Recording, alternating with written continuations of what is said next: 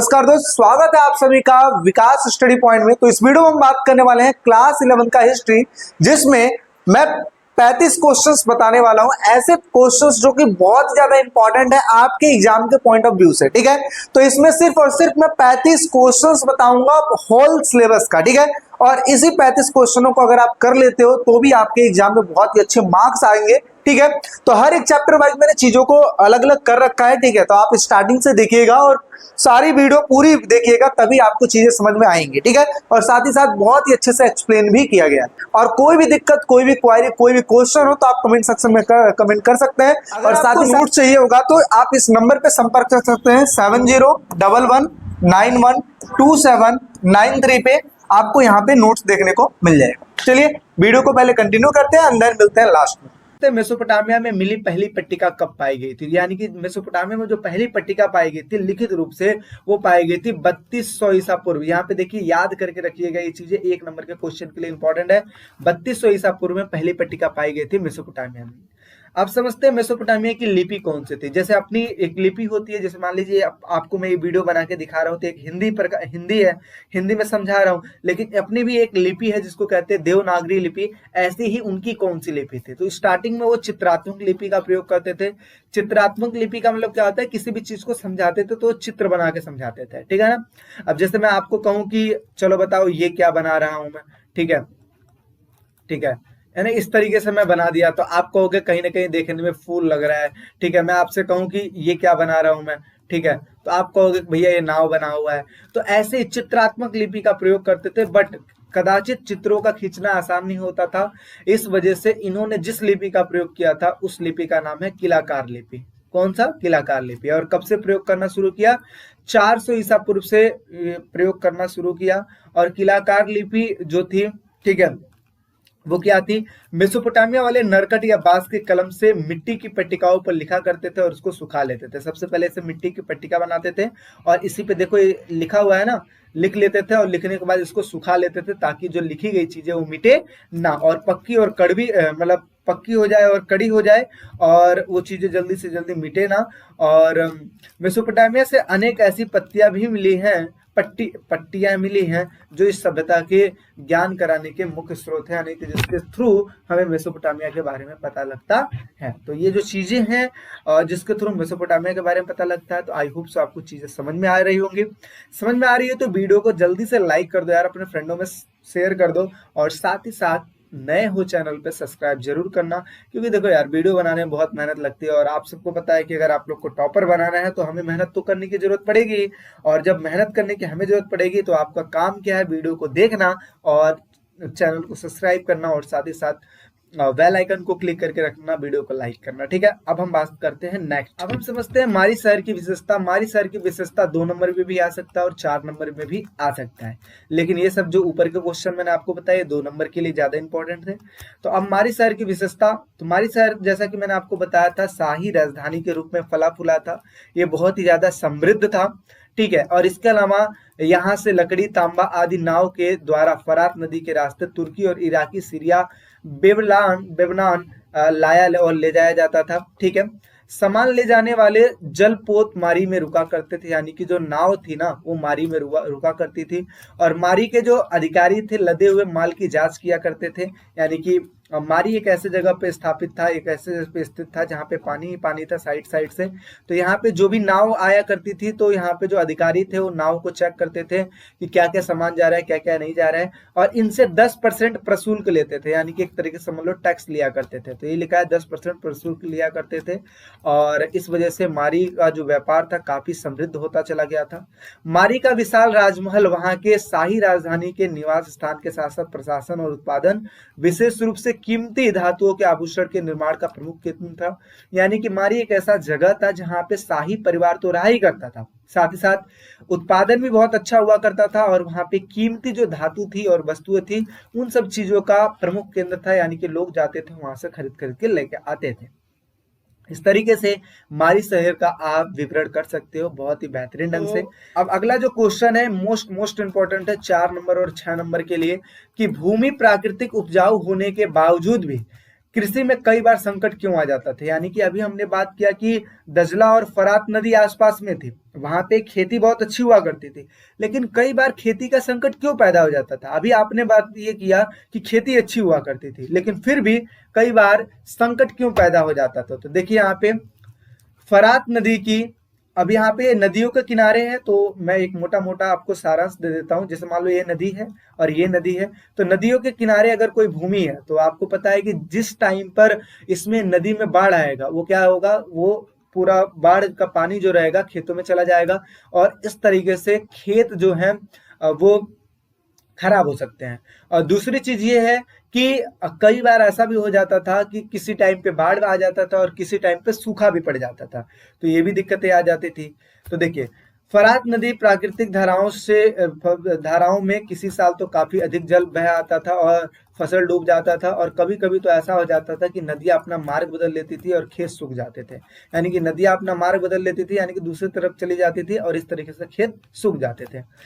Mesopotamia के अभिलेखों से ज्ञात होता है कि मेसोपोटामिया के इतिहास में गांव समय समय पर दोबारा स्थापित किए जाते हैं, यानी कि दोबारा बसाए जाते थे। मैं आपको बताता हूँ, एक मूवी एक आई थी दशरथ मांझी करके, जिसमें वो Dashrath Manjhi the mountain man करके स्टोरी थी, जिसमें जो पहाड़ काट कर उसमें रास्ता तैयार कर देता है दशरथ मांझी। तो उसमें आपने देखा होगा कि एक टाइम ऐसा आता है कि जब बारिश नहीं होती तो गांव वाले गांव छोड़कर चले जाते हैं, लेकिन दशरथ मांझी वहीं पे रहता है और फिर वो पहाड़ को तोड़ता है। ठीक है, तो ऐसी चीजें आप समझ सकते हो कि जब मेसोपोटामिया में भी जब इस तरीके का संकट आता था तो जो लोग थे उस गांव को छोड़कर चले जाते थे, और जब हरा भरा हो जाता था तो दोबारा उस गांव में आ जाते थे। इस तरीके की चीजें होती थी।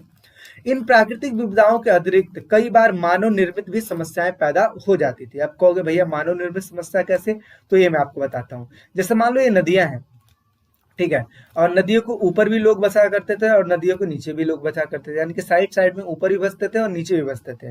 तो कई बार ऐसा होता था कि खेती करने का, मान लो कि इस नदी में पानी कम है, तो जो ऊपर के लोग क्या करते थे, इसमें बांध बना देते थे, और बांध बनाने के बाद सारा का सारा पानी अपने खेतों में खींच लेते थे, और इसकी वजह से नीचे पानी नहीं आ पाता था। जब नीचे पानी नहीं आता था तो जो नीचे के जो लोग थे उनके पास पानी ही नहीं पहुंच पाता था, तो ये क्या करते थे, आपस में लड़ाई कर लेते थे। तो कई बार ऐसी इस प्रकार की संकट भी पैदा हो जाती थी।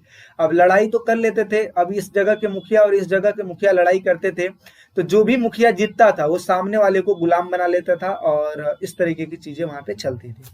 तो इन प्राकृतिक विपदाओं के अतिरिक्त अनेक बार मानव निर्मित समस्या भी आ खड़ी होती थी। जो लोग इन धाराओं के ऊपरी क्षेत्र में रहते थे वे अपने पास की जल धारा से इतना अधिक जल अपने खेतों में ले लेते थे कि धारा नीचे की तरफ बसे हुए गांव को पानी नहीं मिल पाता था। मैंने बताया ना, ऊपर जब वो बांध बना लेते थे तो नीचे पानी ही नहीं आ पाता था। अतः मेसोपोटामिया के तत्कालीन गांव में जमीन और जल के लिए अनेक बार झगड़े भी हुआ करते थे। जब किसी इलाके में ज्यादा लड़ाई होती थी और किसी समुदाय का मुखिया अगर लड़ाई जीत जाता था तो अपने साथी तथा अपने साथ के लोगों को लूट का माल बांटकर प्रसन्न होता था। यानी कि सामने वाले को हरा लिया, हराने के बाद उसका जितना भी सामान होता था उसको बांट लेते थे आपस में, और पराजित हुए समूहों को कैदी बना लेते थे और अपने साथ लेकर चले जाते थे, आगे चलकर उनको नौकर बना लेते थे। इस तरीके की चीजें होती थी। तो आई होप से आपको समझ में आया होगा। नेक्स्ट बात करते हैं। आगे लिखा है मेसोपोटामिया में शहरीकरण का क्या महत्व है, यानी कि शहरीकरण की विशेषता क्या थी। तो सबसे पहले अगर मैं बात बताऊं तो शहर सिर्फ रहने के स्थान नहीं होते हैं, यहाँ पे विभिन्न प्रकार के कार्य भी होते हैं। जैसे मान लो कि दिल्ली में आप रह रहे हो या फिर किसी भी शहर में रह रहे हो, तो वो शहर सिर्फ रहने का स्थान नहीं होता बल्कि वहां पे आपको रोजगार भी मिलता है। तो ऐसे ही जब किसी अर्थव्यवस्था में खाद्य उत्पादन के अतिरिक्त अन्य गतिविधियां विकसित होने लगती है तब किसी एक स्थान पर जनसंख्या का घनत्व जो है वो बढ़ जाता है, यानी कि उनकी संख्या बढ़ती चली जाती है।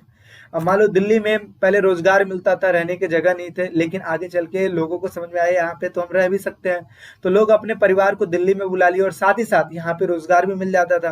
तो अब यहाँ पे बच्चे पढ़ाई भी करते हैं और रोजगार भी पा जाते हैं, और इस तरीके से दिल्ली की जो जनसंख्या है वो धीरे धीरे बढ़ती जाती है।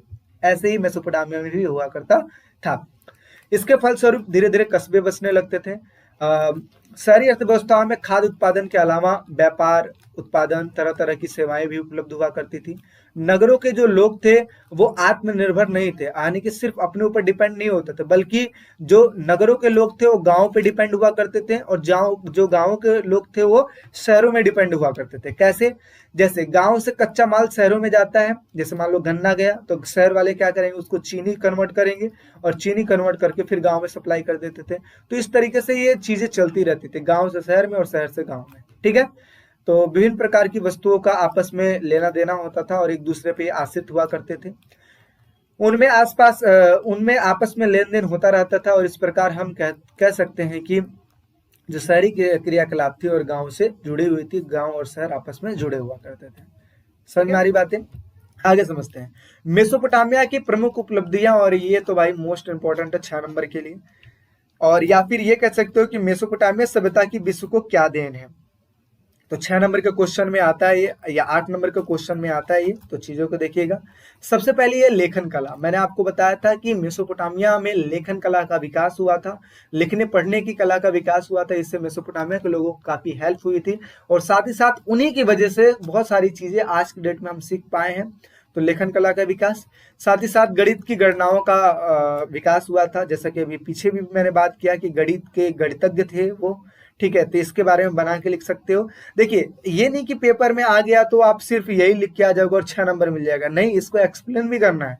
तो सबसे पहले तो मैं एक एक करके इस तरीके से बता दे रहा हूँ, और फिर एक्सप्लेन करके दिखाऊंगा कि कैसे एक्सप्लेन होता है। ठीक है, इसके अलावा शहरी जीवन, मेसोपोटामिया के लोग शहरी तौर तरीके से रहा करते थे, और जो समाज था काफी सुव्यवस्थित रूप से था। विद्यालय जैसी वहां पे संस्थाएं भी हुआ करती थी ताकि लोग वहां पे पढ़ लिख पाए। और 5000 ईसा पूर्व के बाद जो दक्षिण का क्षेत्र था वहां पे बस्तियां बसने लगी थी, और धीरे धीरे वहां पे शहरों का निर्माण होते चला गया।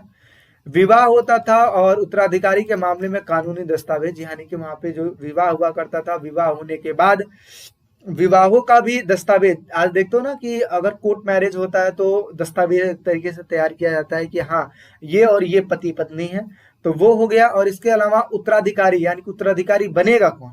आज की डेट में देखते हो कि संपत्ति अगर किसी को मिलती है तो एक दस्तावेज बनता है कि यह प्रॉपर्टी इनकी है, यानी कि एक कानूनी रूप से। तो ऐसे ही वहां पे विवाह का भी एक दस्तावेज बनता था, और उत्तराधिकारी के मामले में भी कुछ दस्तावेज बनते थे, जो कि आज के टाइम पे ही मौजूद हैं। उन चीजों से भी हम समझ सकते हैं कि मेसोपोटामिया में इस प्रकार की चीजें हुआ करती थी। और साथ ही साथ शहरीकरण का महत्व वहां पे काफी अधिक था, और वारका शीर्ष का मतलब तो अभी मैंने आपको बताया, एक लेडी थी जिसकी मूर्ति वहां पे मिली है सिर की। ठीक है ना, तो अभी देखिए इसको एक्सप्लेन इस तरीके से करना है। ऐसे ही लेखन कला, जो कि अभी मैंने बताया वही सारी चीजें इसमें लिखी हुई है कि पहली पट्टिका जो पाई गई थी 3200 ईसा पूर्व में पाई गई थी। सरकंडे की तीखी नोक से किलाकार लिपि द्वारा लिखा जाता था, बाद में इसको धूप में सुखा लिया जाता था। इसके अलावा दूसरा पॉइंट, गणितों की गणनाओं का विकास। तो मैंने आपको बताया तो गुणा, भाग, वर्गमूल, चक्र, वृद्धि, ब्याज इत्यादि चीजें वो कर लेते थे। इसके अलावा एक वर्ष को 12 महीने, एक महीने को 4 हफ्तों में, एक दिन को 24 घंटों में, इस तरीके से वो डिवाइड कर लेते थे।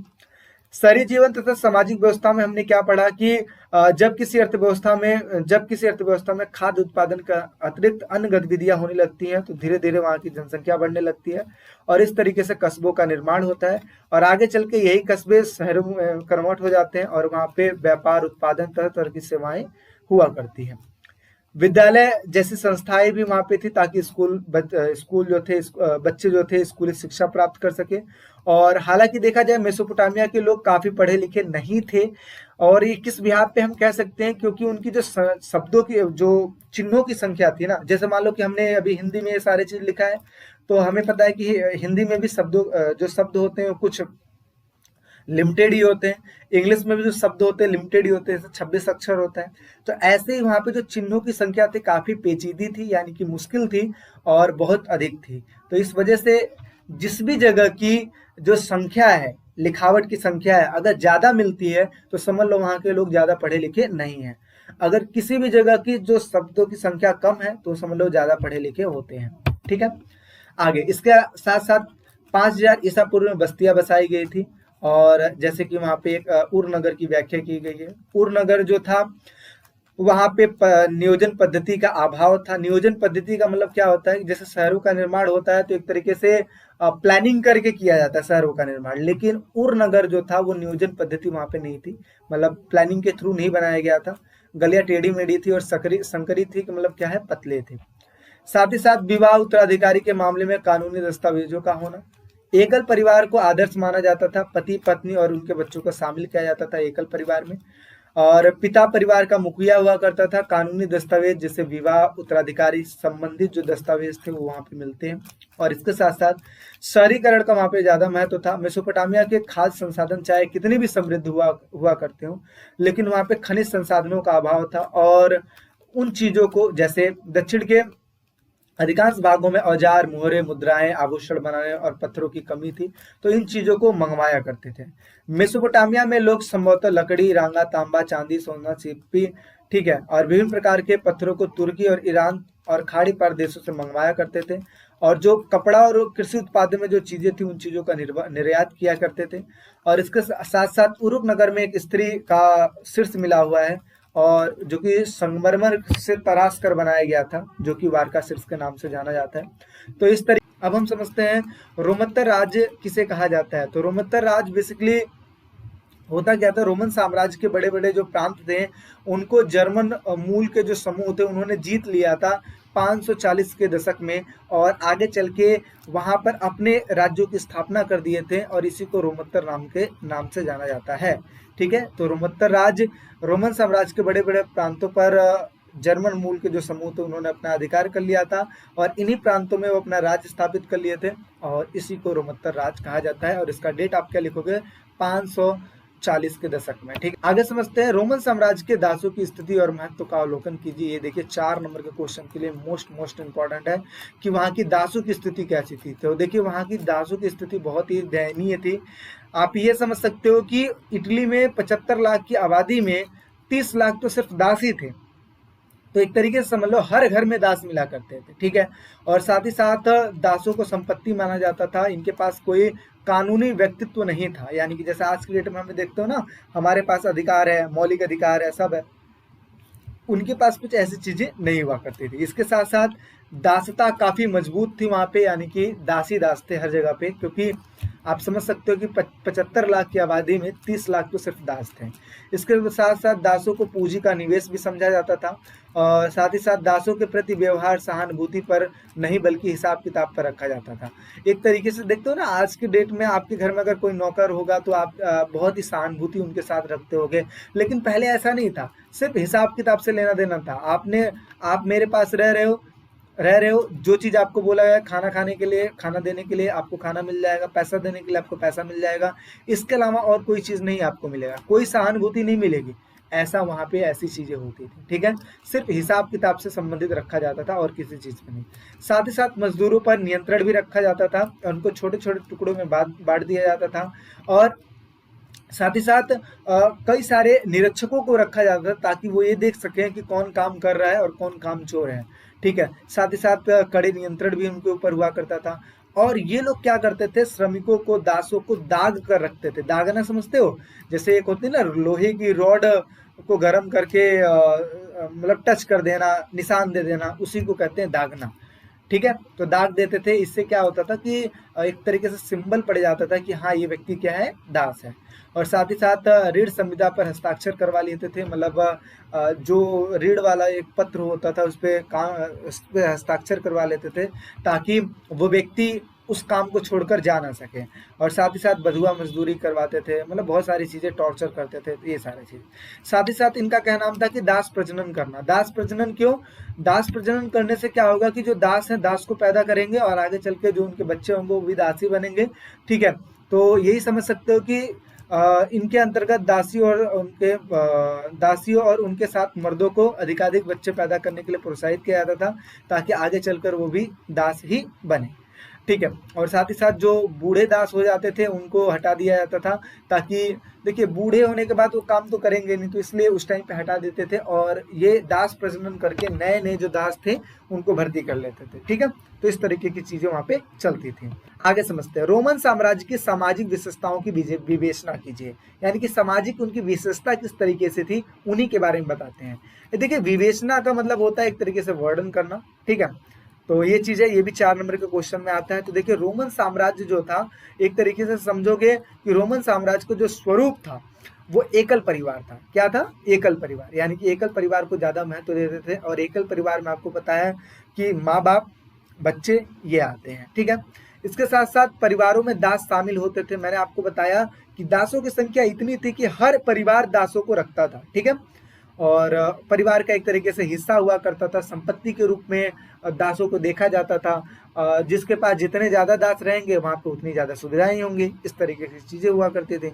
साथ ही साथ महिलाओं को स्वामित्व और संचालन का अधिकार भी था, यानी कि महिलाओं को भी स्वामित्व दिया जाता था और साथ ही साथ वो संचालन भी कर सकते थे, ठीक है ना, चीजों को चला सकते थे। जैसे आप समझ सकते हो कि कई सारे व्यापारी, कई सारे लोग एक राज्य से दूसरे राज्य चले जाते थे व्यापार के लिए, तो उस टाइम पे जो घर की महिलाएं हुआ करती थी वो भी चीजों को हैंडल कर लेती थी, इस तरीके से। इसके साथ साथ महिलाओं को कानूनी स्वतंत्रता थी, ठीक है, कानूनी अधिकार मिल रखा था। इसके अलावा तलाक देना आसान था, यानी कि तलाक इजीली दिया जा सकता था कि अगर किसी पति और पत्नी को आपस में नहीं रहना है तो इजीली वो तलाक दे सकते थे, तो ये भी चीज था। विवाह परिवार द्वारा एवं विवाह की आयु, यानी कि ये दोनों फिक्स हुआ करता था। एक तो परिवार के द्वारा होगा, दूसरा विवाह की आयु फिक्स रहेगी, कितने टाइम पे शादी हो जाएगी, ठीक है। इसके अलावा काम चलाऊ साक्षरता, यानी कि पढ़ाई लिखाई उतनी ज्यादा अच्छी नहीं थी। मतलब आप ये कह सकते हो कि काम चलाऊ जितना जरूरत है उतनी शिक्षा ही सिर्फ दी जाती थी, हाई फाई चीजों को देने की जरूरत नहीं थी उस टाइम पे, ठीक है। देखिए काम चलाऊ का मतलब क्या हुआ कि लेन देन करते हैं, तो जब पैसे का लेन देन होता है तो पैसों को गिनना या कितना माल आता है, कितना माल गया, इन सब चीजों का काउंटिंग करना, तो जो काम चलाऊ शिक्षा थी सिर्फ उन्हीं को रखा जाता था।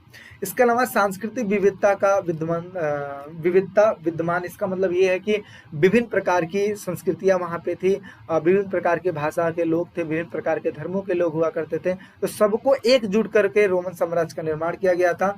और अनेक भाषाओं के लोग थे, अनेक प्रकार की भाषाएं वहां पे बोली जाती थी। और इसके साथ साथ शहरी जीवन जो था, शहरी जीवन के तौर तरीके से साथ रहा करते थे। जैसे कि अभी मैंने पीछे बताया, रोमन साम्राज्य में जो शहरी जीवन इस तरीके से था, आप ये लिख सकते हो, तो समृद्ध और सुव्यवस्थित था, मनोरंजन के साधन भी उपलब्ध थे, सार्वजनिक स्नानागार थे, इस तरीके से आप चीजें भी लिख सकते हैं, ठीक है। साथ ही साथ मैंने आपको बताया ना, नोट्स इसका जरूर ले लीजिएगा, नोट्स में सारी चीजें आपको देखने को मिल जाएंगी। इन सब के पॉइंटों को आप इजीली एक्सप्लेन कर पाएंगे अगर नोट्स आप ले लेते हैं तो। आगे समझते हैं। 13वें की बात करें, रोमन साम्राज्य को विश्व की क्या देन है, तो इसमें भी अगर मान लीजिए 6 नंबर में पूछता है तो 6 पॉइंट लिखो एक्सप्लेन कर दो, या 5 नंबर में तो 5 पॉइंट लिखो एक्सप्लेन कर दो, 4 नंबर में तो 4 पॉइंट लिख देना, एक्सप्लेन कर देना, जो भी आपको अच्छा लगे। सबसे पहले है साम्राज्य की स्थापना। रोमन साम्राज्य एक इतना बढ़िया साम्राज्य था स्टार्टिंग में कि इसने विभिन्न राज्यों को जीता और वहां पर अपने साम्राज्यों की स्थापना कर दी, यानी कि देखते ही देखते साम्राज्य बड़े होते चले गए। जैसे अगस्टस ने बहुत सारे साम्राज्यों की स्थापना की थी, ठीक है, और भी जो साम्राज्य आए थे उन्होंने स्थापना की थी, लेकिन आगे चल के इतने घटिया शासक होते चले गए कि टिकते ही नहीं थे, या फिर दूसरा परास्त करके चला जाता था, या तो खुद ही आप समझ सकते हो कि भोग विलास में लग जाते थे। और जब भोग विलास में लग जाओगे तो जाहिर सी बात आप किसी से लड़ोगे तो क्या जीतोगे, है ना, तो इस तरीके की चीजें हो जाती थी। तो लेकिन अगर मैं विश्व की देन की बात करूं तो रोमन साम्राज्य काफी विस्तृत था, और साम्राज्यों की स्थापना किस तरीके से की जाती थी हम रोमन साम्राज्य से सीख सकते हैं।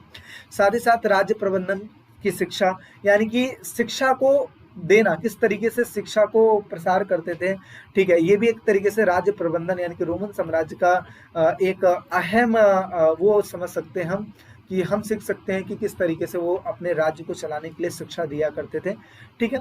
साथ ही साथ सैनिक संगठन, इसका मतलब ये है कि सेनाओं को संगठित करके रखना, क्योंकि सेना एक साम्राज्य का मजबूत हिस्सा होता है। अगर हमें किसी दूसरे राजा से लड़ना है तो जाहिर सी बात है अगर सेना मजबूत है तो ही हम दूसरे साम्राज्य से लड़ सकते हैं, अदरवाइज नहीं लड़ सकते हैं, ठीक है।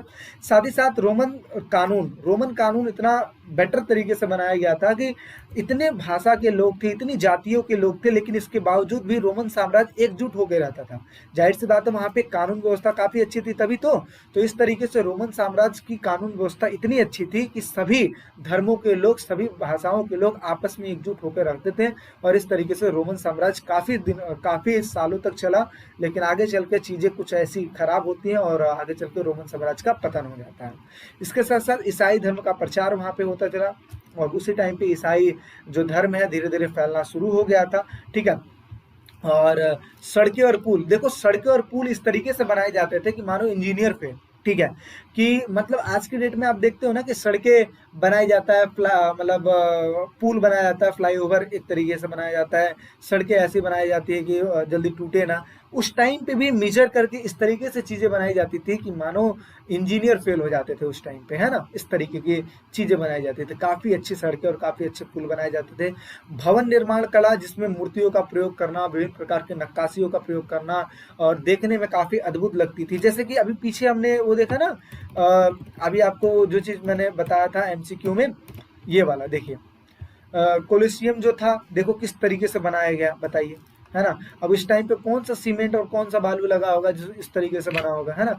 तो इस तरीके से आप समझ सकते हो कि वहां पे काफी अच्छा नक्काशी और काफी अच्छा चीजों का निर्माण किया जाता था। साथ ही साथ साहित्य और दर्शन, यानी कि जो भी चीज था, जितनी भी चीजें साम्राज्य में थी, उन चीजों को लिखा भी जाता था, यानी कि वर्णन भी किया जाता था, ताकि आने वाले जो समय में जो लोग हैं वो उनके साहित्य को पढ़ पाए। साथ ही साथ विभिन्न प्रकार की भाषाओं के लोग थे, और हम उनसे ये सीख सकते हैं कि किस तरीके से, जैसे इंडिया देखो, इंडिया में लमसम 22 भाषाएं हैं और 22 भाषाओं के लोग रहा करते हैं, और किस तरीके से इंडिया एकजुट होकर रह रहा है। तो ऐसे ही रोमन साम्राज्य भी इसी तरीके से था, विभिन्न प्रकार के भाषाओं के लोग थे और एकजुट होकर रहा करते थे। शहरी जीवन, जिसके बारे में ऑलरेडी मैंने आपको बता दिया, काफी अच्छा शहरी जीवन था, समृद्ध शहरी जीवन था, और इसके साथ साथ शहरों में बहुत सारी चीजें उपलब्ध हुआ करती थी, सार्वजनिक गृह उपलब्ध हुआ करता था। और साथ ही साथ बात करें तो शहरी जीवन में समृद्धि, व्यापार बहुत अच्छा हुआ करता था, मनोरंजन के साधन वहां पे उपलब्ध थे, ठीक है। इस तरीके से व्यापार, ये विभिन्न राज्यों से व्यापार किया करते थे, विभिन्न चीजों का व्यापार करते थे, ठीक है। जो इनके पास जो चीज बहुतायत हुआ करती थी, उन चीजों को सेल आउट कर देते थे, ठीक है।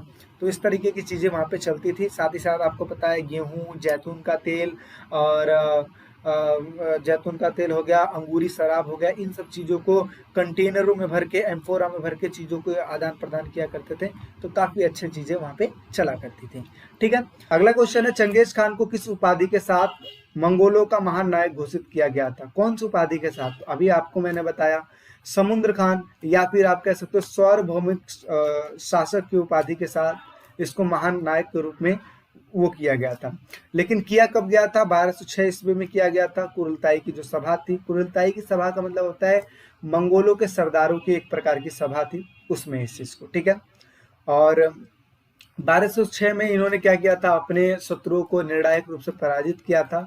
और शत्रु कौन थे? एक का नाम था जमुका, ठीक है, और जमुका, और एक नुमेन करके नाम था, उन दोनों को पराजित किया था। और इस तरीके से चंगेज खान समुद्र खान की उपाधि प्राप्त किया था, ठीक है।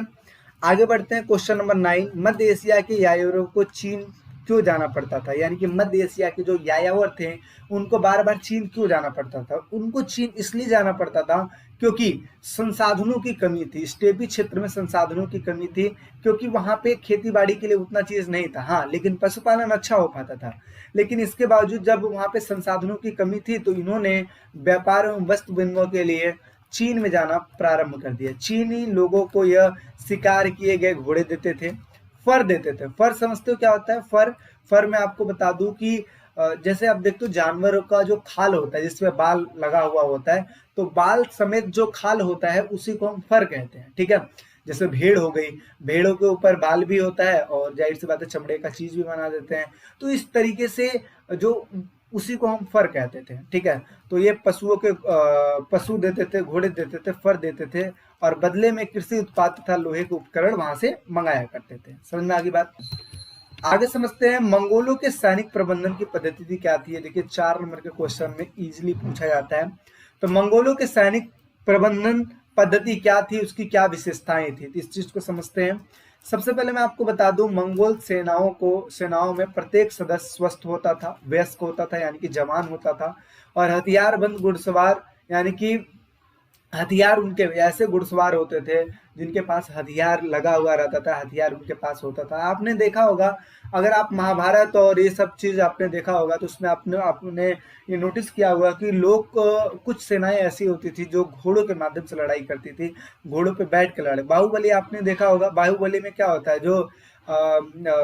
जो मेन बाहुबली का किरदार प्रभास जो निभा रहे थे, उनके हाथों में आपने देखा होगा कि तलवार रहता था और उस तरीके से मारते थे, है ना, इस तरीके से चीजें। ठीक है, आगे मंगोलों ने 13वीं और 14वीं शताब्दी में अपनी तेज रोशनी वाली घुड़सवार सेना और उत्कृष्ट यानी कि बढ़िया धनुर्धरों की बदौलत एशिया के बड़े बड़े हिस्सों पर विजय प्राप्त किया। यानी कि मंगोलों का अगर मैं सैनिक की बात करूं, सैनिक सेना बहुत मतलब सैनिक बहुत ज्यादा मजबूत हुआ करते थे, वयस्क स्वस्थ हर चीज प्रकार से थे, और जो वो लड़ते थे तो जाहिर सी बात है जीतते ही जीतते थे। इसके साथ साथ उनकी सेना में विभिन्न प्रकार की जातियां थी, और जिसमें तुर्की और कैराइट लोग भी शामिल थे।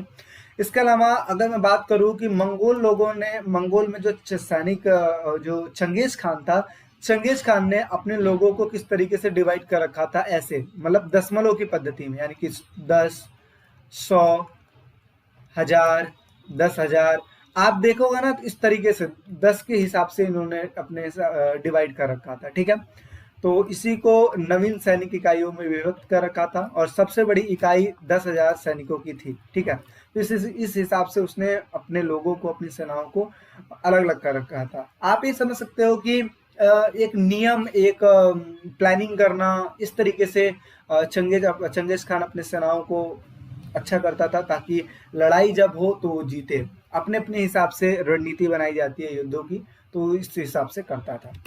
आगे समझते हैं, चंगेज खान एक महान शासक था, इसके क्या कारण थे? तो बहुत सारे कारण थे, क्योंकि इसने अपने समाज में बहुत सारी चीजें लागू कर रखी थी। तो इसके कारण निम्नलिखित हैं, आपको सेम ऐसे ही लिखना है, ये ब्लैक पेन से लिखकर इसको अंडरलाइन कर देना, एंड देन ये सारे पॉइंट आपको लिख देने हैं। जैसे सबसे पहले इसने अपने मंगोलों को, जितने भी लोग थे मंगोलों को, उनको संगठित किया, एकत्रित किया, साथ ही साथ कबीलाई लड़ाई लड़ी, और साथ ही साथ चीनी शोषण से मुक्ति दिलाई, यानी कि चीन वाले जो शोषण कर रहे थे तो उससे मुक्ति दिलाया। साथ ही साथ चंगेज खान के द्वारा विशाल सेना का संगठन किया गया था, बड़ी बड़ी सेनाएं तैयार की गई थी। फुर्तीली हरकारा पद्धत थी। हरकारा पद्धत अभी मैंने बताया कि सूचनाओं को इधर से उधर ले जाने के लिए इनके पास विभिन्न प्रकार के घोड़े हुआ करते थे, जो कि सूचना को बहुत तेजी से एक जगह से दूसरी जगह पर भेजा करते थे, जिसके कारण सूचना को एक जगह से दूसरी जगह पर आसानी और जल्दी से पहुंचाया जाता था। चंगेज खान ने व्यापार के रास्तों का निर्माण किया था तथा बाजारों को पुनर्स्थापित किया था, यानी कि दोबारा से स्थापित किया था। बहुजाति, बहुभाषी, बहुधार्मिक समाज का निर्माण किया था, जो चंगेज खान को एक महान शासक के रूप में प्रदर्शित करता है, यानी कि बनाता है। और साथ ही साथ इसने पार महाद्वीप साम्राज्य की स्थापना किया था, यानी कि एशिया तो एशिया, यूरोप के एरिया को भी इसने जीत रखा था, तो इसी को पार महाद्वीप कहते हैं। तो इस तरीके से जीत रखा था। आगे समझते हैं क्वेश्चन नंबर 12, चंगेज खान की हरकारा पद्धति क्या थी, इसकी विशेषताएं लिखे। तो हरकारा पद्धति थी, अभी मैंने आपको बताया, सूचनाओं को इधर से उधर तक ले जाने के लिए होता था।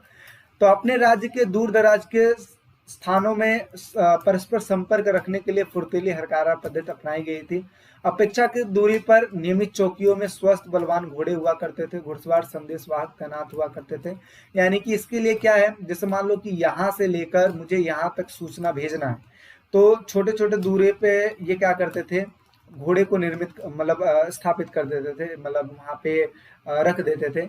यहाँ से एक व्यक्ति सूचना को लेगा और घोड़े के द्वारा बहुत तेजी से दौड़कर यहाँ तक पहुंचेगा और इस घोड़े को देगा, और उस घोड़े पे जो बैठा हुआ व्यक्ति है वो घोड़े को बहुत तेजी से दौड़ाकर यहाँ पे भेजेगा, और इस तरीके से बहुत तेजी से एक जगह से दूसरी जगह तक फैल जाता था, मतलब सूचना को एक जगह से दूसरी जगह तक पहुंचाया जाता था।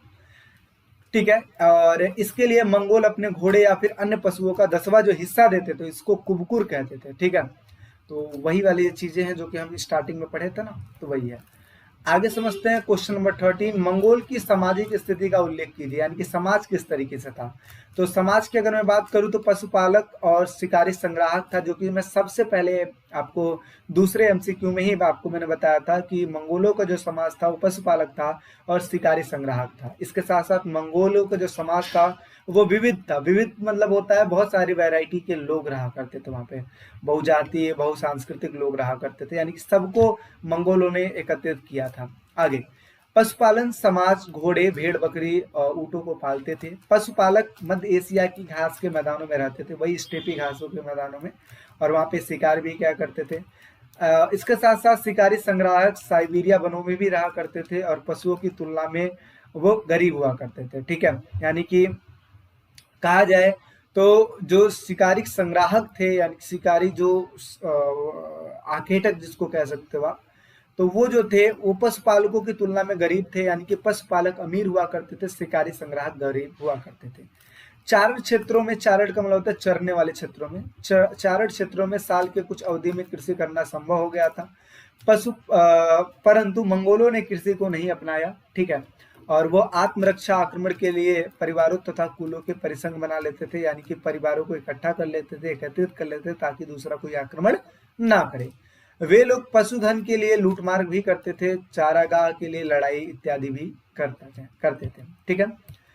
तो इस तरीके से मंगोलों का जो सामाजिक स्थिति थी कुछ इस प्रकार थी।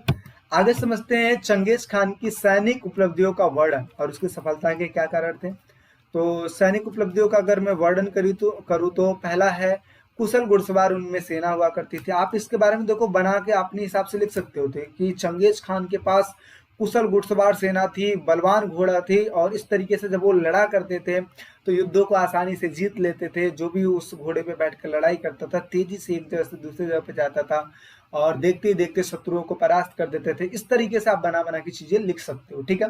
क्योंकि देखो किसी को क्या पता है कि किस तरीके की चीजें थी, आप जो फिल्मों में देखते हो उसी हिसाब से आइडिया लगाया जाता है। देखिए चीजों को प्रेजेंट करना एक प्रकार की कला होती है। हर व्यक्ति क्या करता है, एक बार पढ़ता है और चीजों को खुद सोचता है कि हाँ इस तरीके की चीजें हुई थी, देन उसको अपने हिसाब से लिख देता था।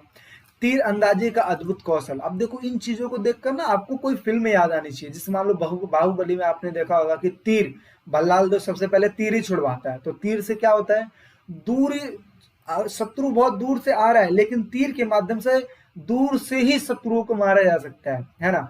आपने देखा रामायण में भी तीर से मारा जाता है, महाभारत में भी तीर से मारा जाता है। तो तीरंदाजी की कौशल आप इसमें आप भी बना के लिख सकते हो कि तीरंदाजी काफी अच्छी थी चंगेज खान की सैनिक उपलब्धियों में, और इसके साथ साथ वो दूर से ही अपने शत्रुओं को मार देते थे, ठीक है। मतलब इस तरीके से ये लिख सकते हो। आगे मौसमों की जानकारी होना भी काफी इंपॉर्टेंट है। अगर आप लड़ाई करने जा रहे हो और मौसम का आपको ज्ञान नहीं है, ठीक है, तो जाहिर सी बात है आपको परास्त किया जा सकता है। मौसम का अगर आपके पास ज्ञान है कि हाँ कब धूप हो रही है, कब वहाँ पे क्या होने वाला है, कब बारिश होने वाली है, कब वायु परिवर्तन हो जाएगा, बहुत सारी चीजें, इन सभी चीजों का बहुत ज्यादा मैटर करता है, ठीक है। घेराबंदी, घेराबंदी बेसिकली एक तरीके से समझ लो चक्रव्यूह रचना, है ना। आपने देखा महाभारत में अभिमन्यु के लिए चक्रव्यूह रचा गया था और अभिमन्यु को मार दिया गया। तो चक्रव्यूह रचना करके किसी को परास्त करना आसान हो जाता है, ठीक है। नेप्ता बमबारी, नेप्ता बमबारी एक प्रकार का जैसे आपने देखा बहुत सारी फिल्मों में क्या होता है कि घासलेट होता है, यानी कि मिट्टी के तेल को एक छोटी छोटी शीशियों में डालकर उसमें आग लगाकर फेंक दी जाती है, और जैसे ही जहाँ पे जैसे ही फेंकते हैं वो शीशा टूट जाता है और उसमें जो तेल है लिक्विड है वो बहुत तेजी से फैलता है और साथ ही साथ आग लग जाती है। तो ऐसे ही कुछ नेप्ता बमबारी वहां पे थी, और एक तरीके से लिक्विड होता था जिसको इस तरीके से उठा के फेंका जाता था ताकि देखते ही देखते शत्रुओं में आग लग जाए, है ना। और इसके अलावा हल्के चल उपकरण भी हुआ करते थे। चल उपकरण का मतलब होता है चलते फिरते मतलब उपकरण, जैसे आप समझ लो कि घोड़ों पे बैठ के मार रहे हैं चीजों को, है ना। तो इस तरीके की चीजें भी हुआ करती थी। इसके अलावा आपने देखा ये जो मूवी आई थी बाहुबली मूवी आई थी, तो उसमें भल्लाल जिस रथ पे बैठता था वो क्या था, चल उपकरण था ना। उसके रथों में भी चक्र फिट था, और कोई आता था, शत्रु आता था तो सैनिक आता था तो चक्र ही उसको काट देता था, है ना, घोड़ों के आगे जो लगा हुआ था। तो इस तरीके से क्या होता था, हल्के चल उपकरणों के द्वारा भी चंगेज खान जीत जाता था।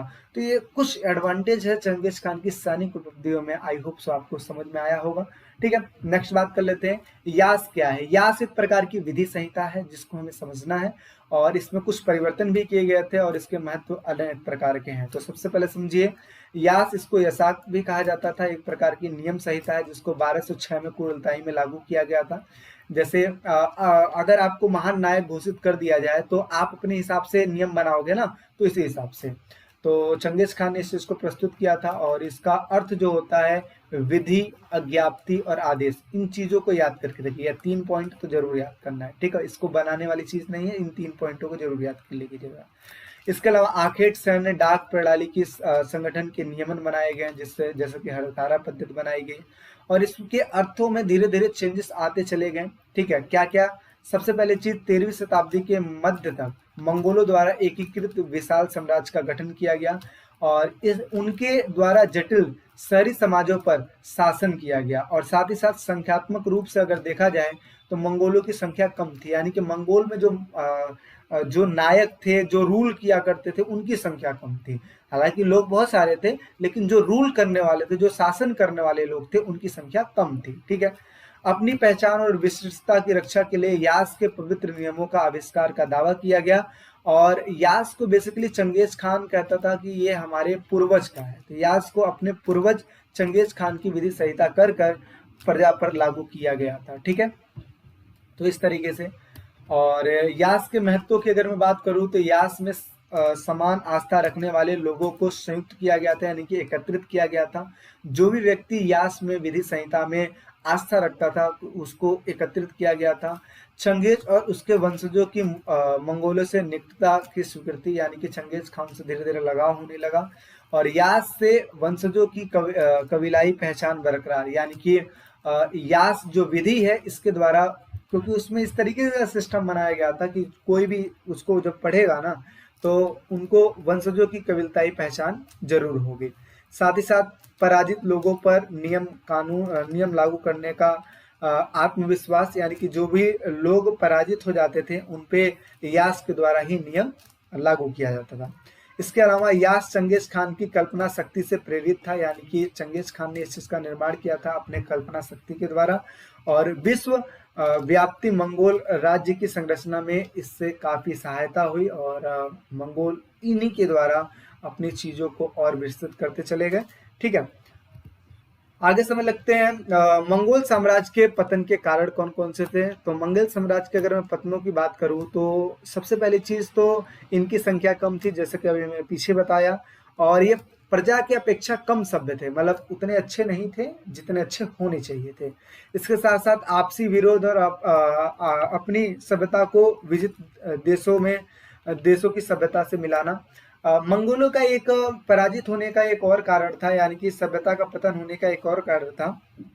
जैसे जैसे समय बीतता गया इन्होंने अपनी सभ्यता को विभिन्न देशों की सभ्यता से मिलाना शुरू कर दिया और जब विभिन्न देशों की सभ्यता से आप मिलाओगे तो जाहिर सी बात है कि उनकी सभ्यता आप अपनाने लगोगे और अपनी सभ्यता को भूल जाओगे। ठीक है। मंगोलों द्वारा अन्य धर्मों को अपनाया गया और धीरे धीरे करते करते मंगोलों की संख्या कम होती चली गई और इस तरीके से मंगोल टूटते चले गए। अब यहाँ पे जो लास्ट क्वेश्चन है ये 6 नंबर के क्वेश्चन में आता है या 8 नंबर के क्वेश्चन में आता है, इस चीज को ध्यान रखिएगा। चंगेज खान कौन था? चंगेज खान मंगोलों का विश्व इतिहास में क्या स्थान है, इसका मूल्यांकन कीजिए। तो सबसे पहले आपको मैं बता दूं चंगेज खान का जो जन्म हुआ था 1162 ईस्वी में मंगोलिया में हुआ था। बचपन का नाम इनका तेमुजिन था। आगे चल के 1206 ईस्वी में इन्होंने क्या किया था, जमुका और नेमन को पराजित कर दिया था और इसके साथ साथ सबसे प्रभावशाली व्यक्ति बन गए थे और मंगोल कबीले के सरदारों की जो एक सभा थी जिसको कुरलताई के नाम से जाना जाता था, इस सभा में ही जमुका और नेमन को पराजित करने के बाद इनको समुद्र खान की उपाधि मिल गई और सार्वभौम शासक की उपाधि देने के साथ साथ इनको महान नायक घोषित कर दिया गया था। तो चंगेज खान के बारे में कुछ ये डिटेल है एंड देन अब हम समझते हैं कि इनका विश्व इतिहास में क्या रोल रहा है। तो चंगेज खान और मंगोलों का विश्व इतिहास में काफी बड़ा स्थान है, जैसे कि एक महान नायक के रूप में चंगेज खान को जाना जाता है और इसने मंगोलों को संगठित किया। चीनियों के द्वारा शोषित किए गए जगहों को इसने मुक्ति दिलाया, है ना, यानी कि चीनियों से मुक्ति दिलाया और पार महाद्वीप साम्राज्य की स्थापना की, यानी कितने बड़े साम्राज्य की स्थापना की जो कि यूरोप में ही फैला था और साथ ही साथ एशिया में तो था ही, मतलब यूरोप में, पूरा यूरोप नहीं लेकिन यूरोप के कुछ हिस्सों को इसमें वो कर लिया गया था। व्यापार के रास्ते बाजारों को पुनर्गठित किया गया था। ठीक है। और इसके अलावा इनका जो शासन था वो बहुजातीय बहुभाषी धार्मिक था, यानी कि इनके समाज में बहुत सारे धर्मों के जो लोग थे ना, बहुत सारे धर्मों के लोग थे जो इनके समाज में रहा करते थे, सबको एकत्रित करके सबको एक करके रखा हुआ था चंगेज खान। इसके साथ साथ अब मंगोलिया एक स्वतंत्र राष्ट्र बन गया था। चंगेज खान एक राष्ट्र नायक के रूप में वो हो गया था और आज भी मंगोलों को अगर याद रखा जाता है तो कहीं ना कहीं चंगेज खान की उसमें बहुत बड़ी भूमिका है और इसके अलावा आराध्य व्यक्ति के रूप में चंगेज खान को माना जाता है। तो इस तरीके से देखा जाए तो आपका इम्पोर्टेंट जो क्वेश्चन की जो सीरीज थी उसमें थर्ड चैप्टर ओवर हो जाता है। आई होप सो आपको अच्छा लगा होगा, सारी चीज़ आपको समझ में भी आई होंगी। तो अगर वीडियो अच्छी लगी हो तो लाइक जरूर कीजिएगा, और चैनल पे अगर नए हैं तो सब्सक्राइब जरूर कीजिएगा, और बाकी अपने दोस्तों में शेयर इसको कीजिए ताकि उनको भी हेल्प हो पाए। ठीक है, तो इस तरीके से आप नोट्स भी डाउनलोड कर सकते हैं, जो कि डिस्क्रिप्शन में लिंक दिया गया है, आप वहां से इजीली नोट्स डाउनलोड कर सकते हैं। चलिए मिलते हैं एक नेक्स्ट वीडियो में, अभी के लिए टेक केयर, बाय बाय। मेनर किसे कहते हैं, तो अभी मैंने आपको बताया था पीछे लार्ड की जो घर था ना, जमीनें थी ना, उसी को हम मेनर कहते थे। तो फ्रांस में लार्ड के घर को मेनर कहा जाता था। वह गांव पर नियंत्रण रखता था। कुछ लार्ड अपने गांव के स्वामी भी होते थे। मेनर के मालिक लार्ड की मेनर के मालिक जो लार्ड थे उनकी व्यक्तिगत कृषि भूमि पर खेती करने का कार्य जो था वो कृषक करते थे, यानी कि इनकी जमीन पे काम कौन करेगा, कृषक करेगा। इन किसानों को युद्ध के समय पैदल सैनिक के रूप में भी कार्य करना पड़ता था। सिर्फ इनका काम खेती नहीं होता था, कई बार ये सैनिक रूप में लड़ाई भी किया करते थे। ये किसान लाड़ की भूमि पर अपना जीवन निर्वाह करते थे। इनका जीवन कष्टमय था, कष्टमय मतलब बहुत ही दुखदपूर्ण था। ठीक है, जबकि मेनर का स्वामी अर्थात लार्ड शान शौकत से अपनी जिंदगी व्यतीत करता था। आप समझ सकते हो कि एक राजा कैसे जीवन व्यतीत करता है, और जो काम करने वाला है वो किस तरीके से करेगा। तो जो कृषक था उसको हर टाइप्स का कार्य करना पड़ता था, लेकिन जो राजा था वो अपना शान शौकत में अपनी जिंदगी व्यतीत करता था। ठीक है, तो ये चीज समझ में आ गई। अब आगे बात करते हैं कैथीड्रल नगर से आप क्या समझते हो। कैथीड्रल नगर, तो कैथीड्रल नगर किसे कहते हैं, तो इस चीज को समझिए। फ्रांस में जो बड़े बड़े गिरजाघर हुआ करते थे ना, गिरजाघर मतलब ये, ठीक है, देखो ये एक चर्च बनाया गया है ना, तो यही चीज है। फ्रांस में जो बड़े बड़े गिरजाघर हुआ करते थे इन्हीं को ही आगे चल के क्या कैथीड्रल कहा गया था, और बाद में इन गिरजाघरों के चारों ओर नगर बसा दिए गए, और इसी वजह से इसको कैथीड्रल नगर कहा जाने लगा। पहले क्या कहते थे, कैथीड्रल, और जब इसके आसपास नगर बसा दिए गए तो इसको कैथीड्रल नगर कहा जाने लगा। फ्रांस के सबसे बड़े गिरजाघर को अमीन्स कैथीड्रल कहा जाता है। क्या कहा जाता है, अमीन्स कैथीड्रल कहा जाता है। ठीक है, अब समझिए, ये बड़े बड़े कैथीड्रल चर्च पत्थर के बने हुआ करते थे। इन्हें उस सुविधा के साथ बनाया जाता था ताकि अंदर से आ रहे पुजारी की आवाज बाहर सुनी जा सके। ठीक है, यानी इस तरीके से बनाया जाता था कि ताकि अंदर जो पुजारी है ना, कोई भी बातें अगर बोले तो वो गूंजे, और गूंज कर जो बाहर के लोग हैं उनको भी वो बातें सुनाई दे। अधिक से अधिक लोग वहां पे इकट्ठा हो सके, जा सके और प्रार्थना कर सके। ठीक है, अधिक से अधिक लोग वहां पे इकट्ठा हो सके। ठीक है, आगे समझते हैं।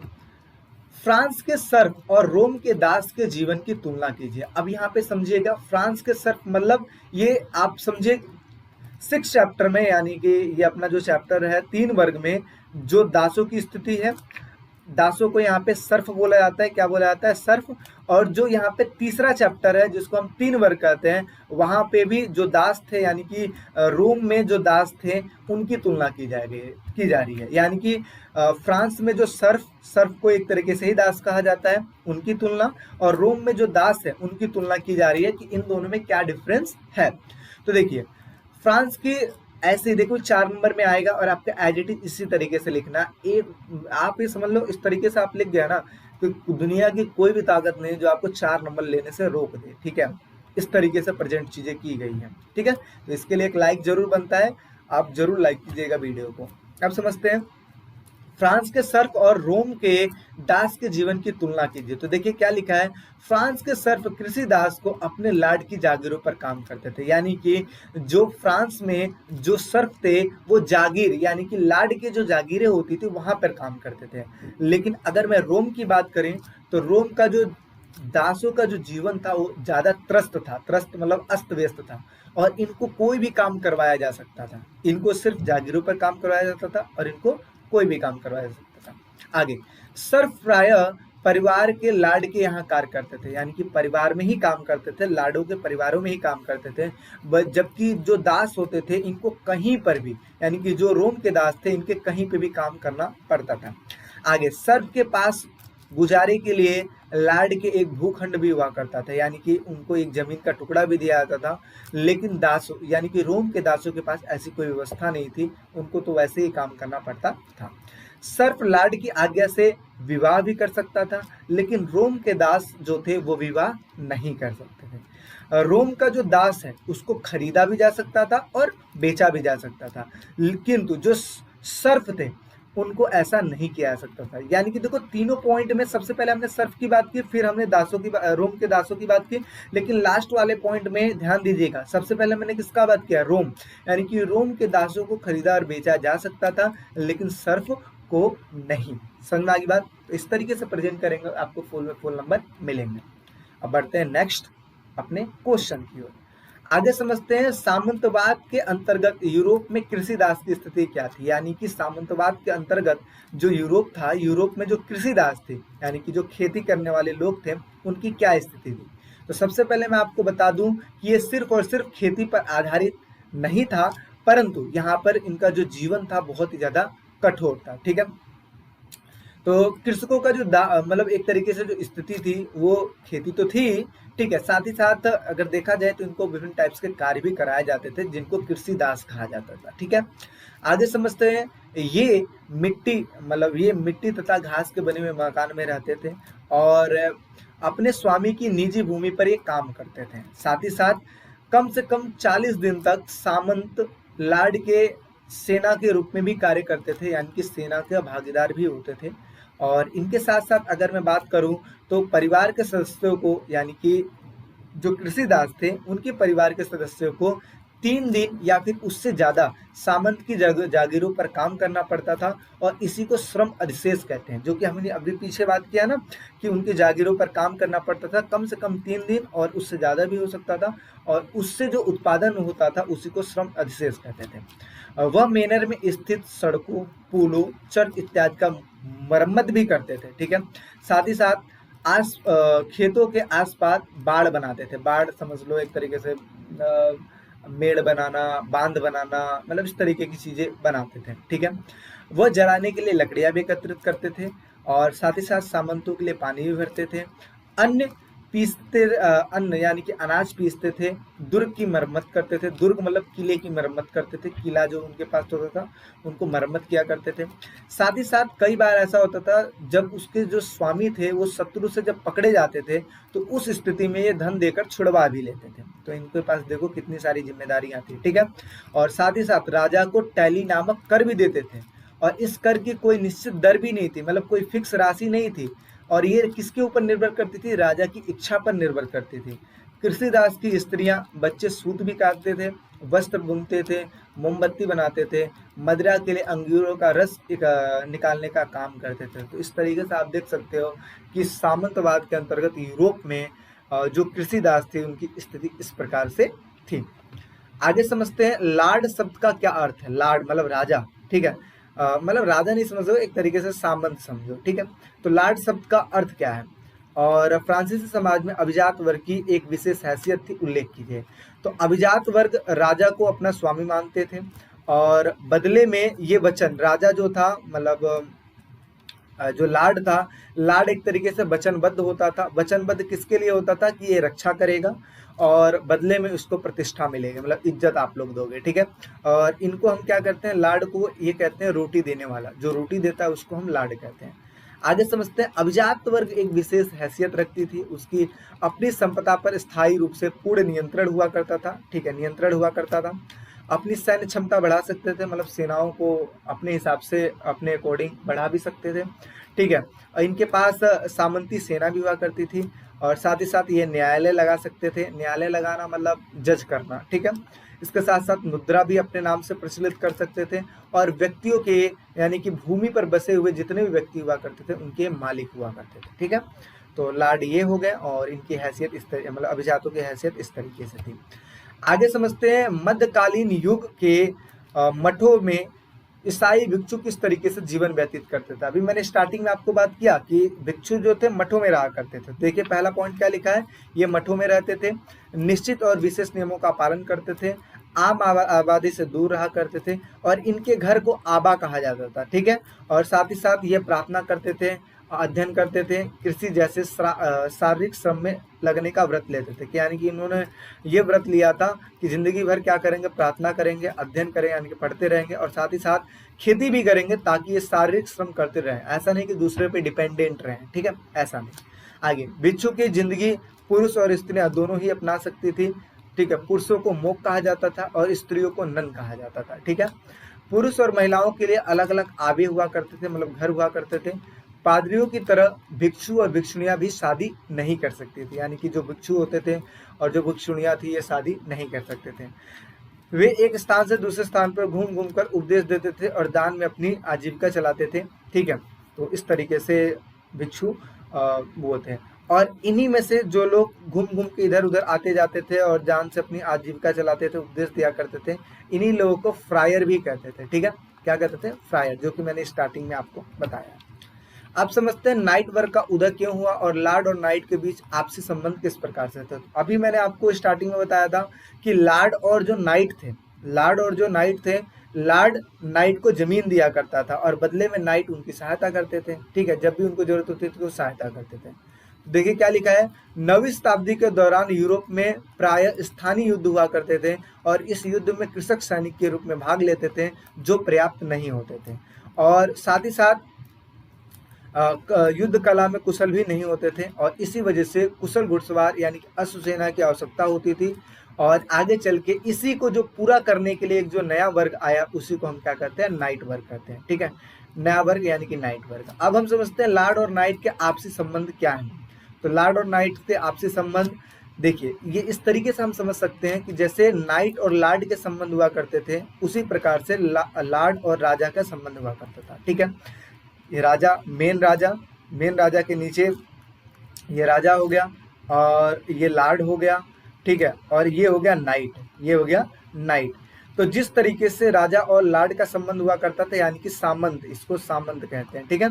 जिस तरीके से सामंत और राजा का संबंध हुआ करता था उसी तरीके से सामंत और नाइट का भी संबंध हुआ करता था, ठीक है।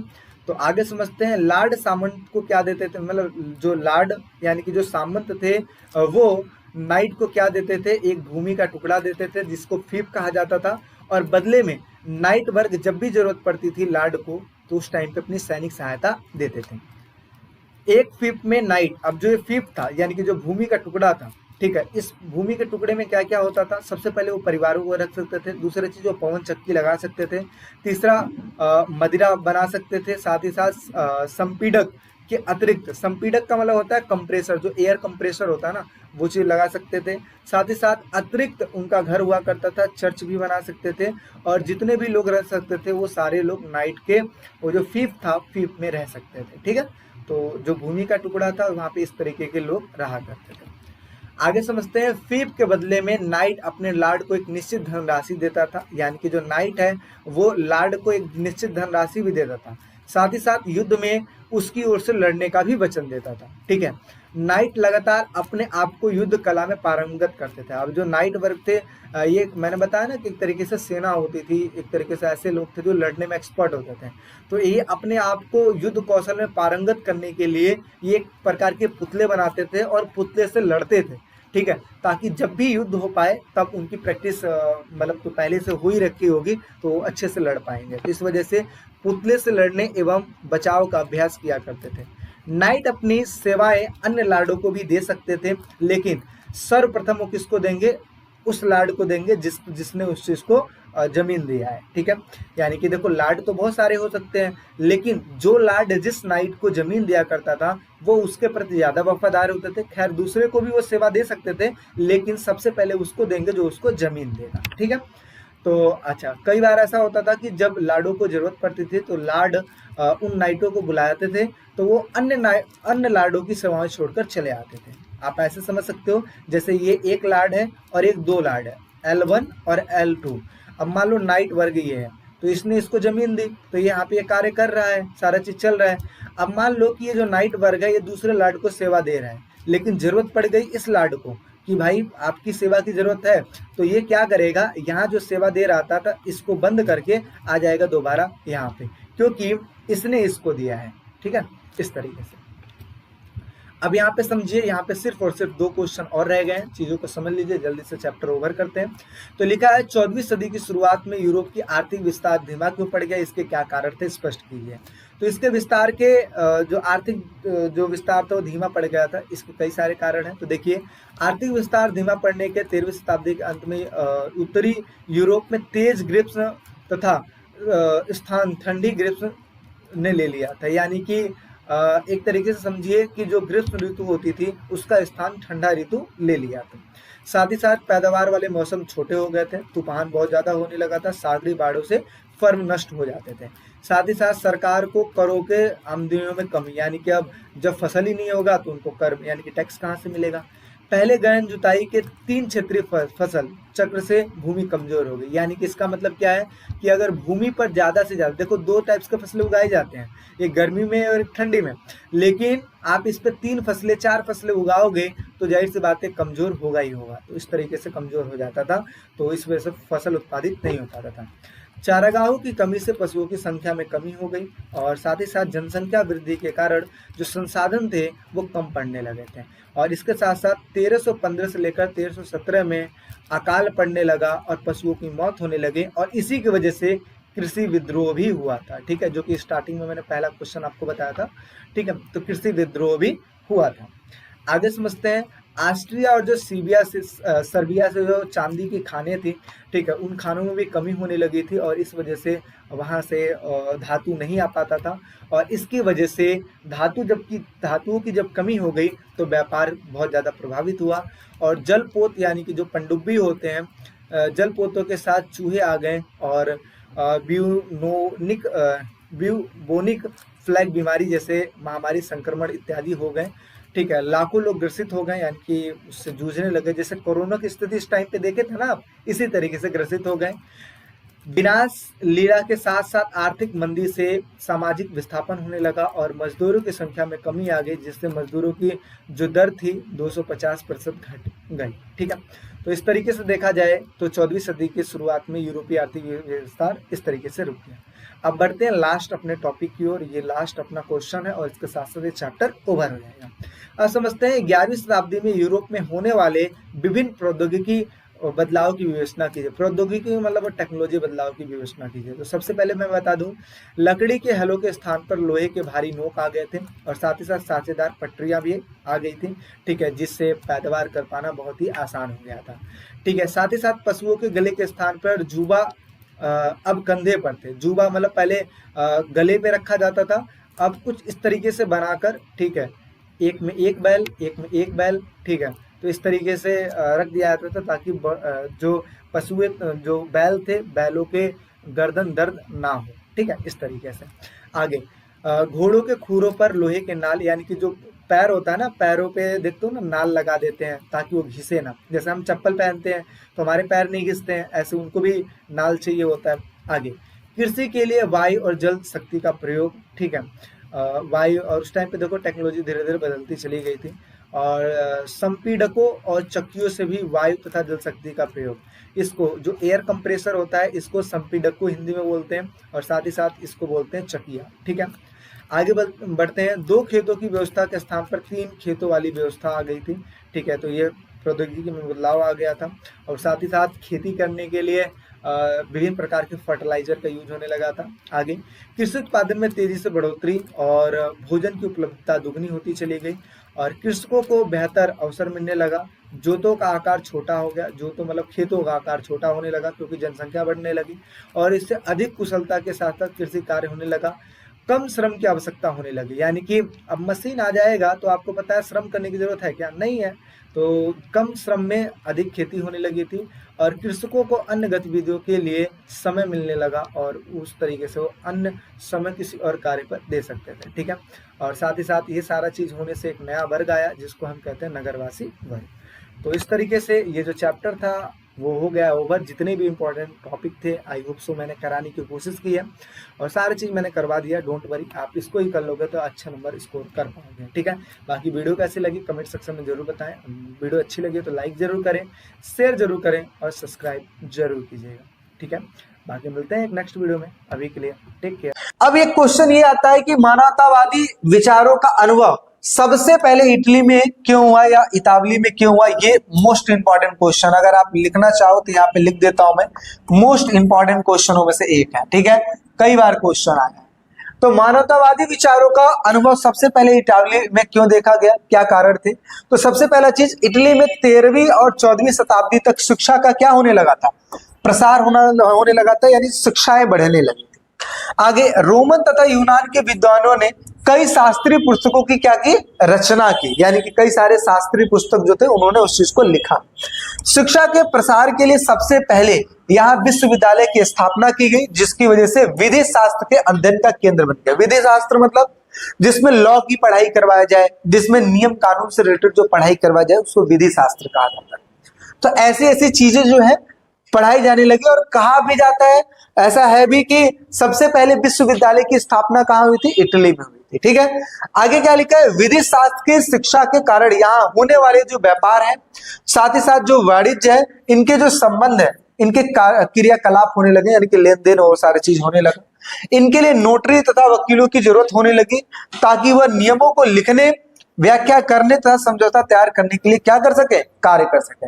यानी कि जैसे देखिए, कुछ भी काम ऐसा होता है तो हम जाते हैं नोटरी वाले के पास। नोटरी कौन होते हैं, जैसे आप देखते हो ना, बिजली दफ्तर और ये सब जो होते हैं ना, उनके ऑफिस के जस्ट सामने जो लोग टाइपराइटर लेके बैठे रहते हैं ना, नोटरी बनाते हैं। तो ऐसे लोगों की डिमांड होने लगी, वकीलों की डिमांड होने लगी, तो ऐसे ऐसे लोग आने लगे। आगे, पुस्तकों के प्रकाशन के कारण इटली की मानवतावादी संस्कृति का तेजी से फैलाव हुआ, क्योंकि इसके द्वारा लोग अपने विचारों को बहुत ही इजीली एक दूसरे से भेज सकते थे, या ये कम जो कहो कि बहुत इजीली प्रसार कर सकते थे। आज देखिए सोशल मीडिया क्या है, आज मेरी बातें आप सुन रहे हैं किसके माध्यम से, सोशल मीडिया के माध्यम से। लेकिन पहले ऐसा चीज नहीं था, तो पहले चीजों को लिखकर सेंड किया जाता था, इस प्रकार की चीजें, ठीक है, न्यूज़पेपर टाइप में। आगे, ग्रीक बोलने वाले कई शिक्षित लोग सुरक्षा के लिए कहाँ चले आए थे, इटली भाग आए थे। इसी वजह से सबसे पहले यहाँ पे मानवतावादी विचारों का अनुभव किया गया। अच्छा, इन विद्वानों ने प्राचीन ग्रीक साहित्य को इटालियन के बीच में क्या किया, बीच रुचि बढ़ाई, यानी कि इनकी ही वजह से जो ग्रीक साहित्य था उसको इटालियंस के बीच में रुचि बढ़ाई। इट मीन्स इटालियन के बीच में लाकर उसको इंट्रोड्यूस करना, उसको सिखाना, बताना, वो सारा चीज करना, जिसकी वजह से इसके जो लोग थे इटली के, उनका जो इंटरेस्ट है उन सब चीजों के लिए भी बढ़ा।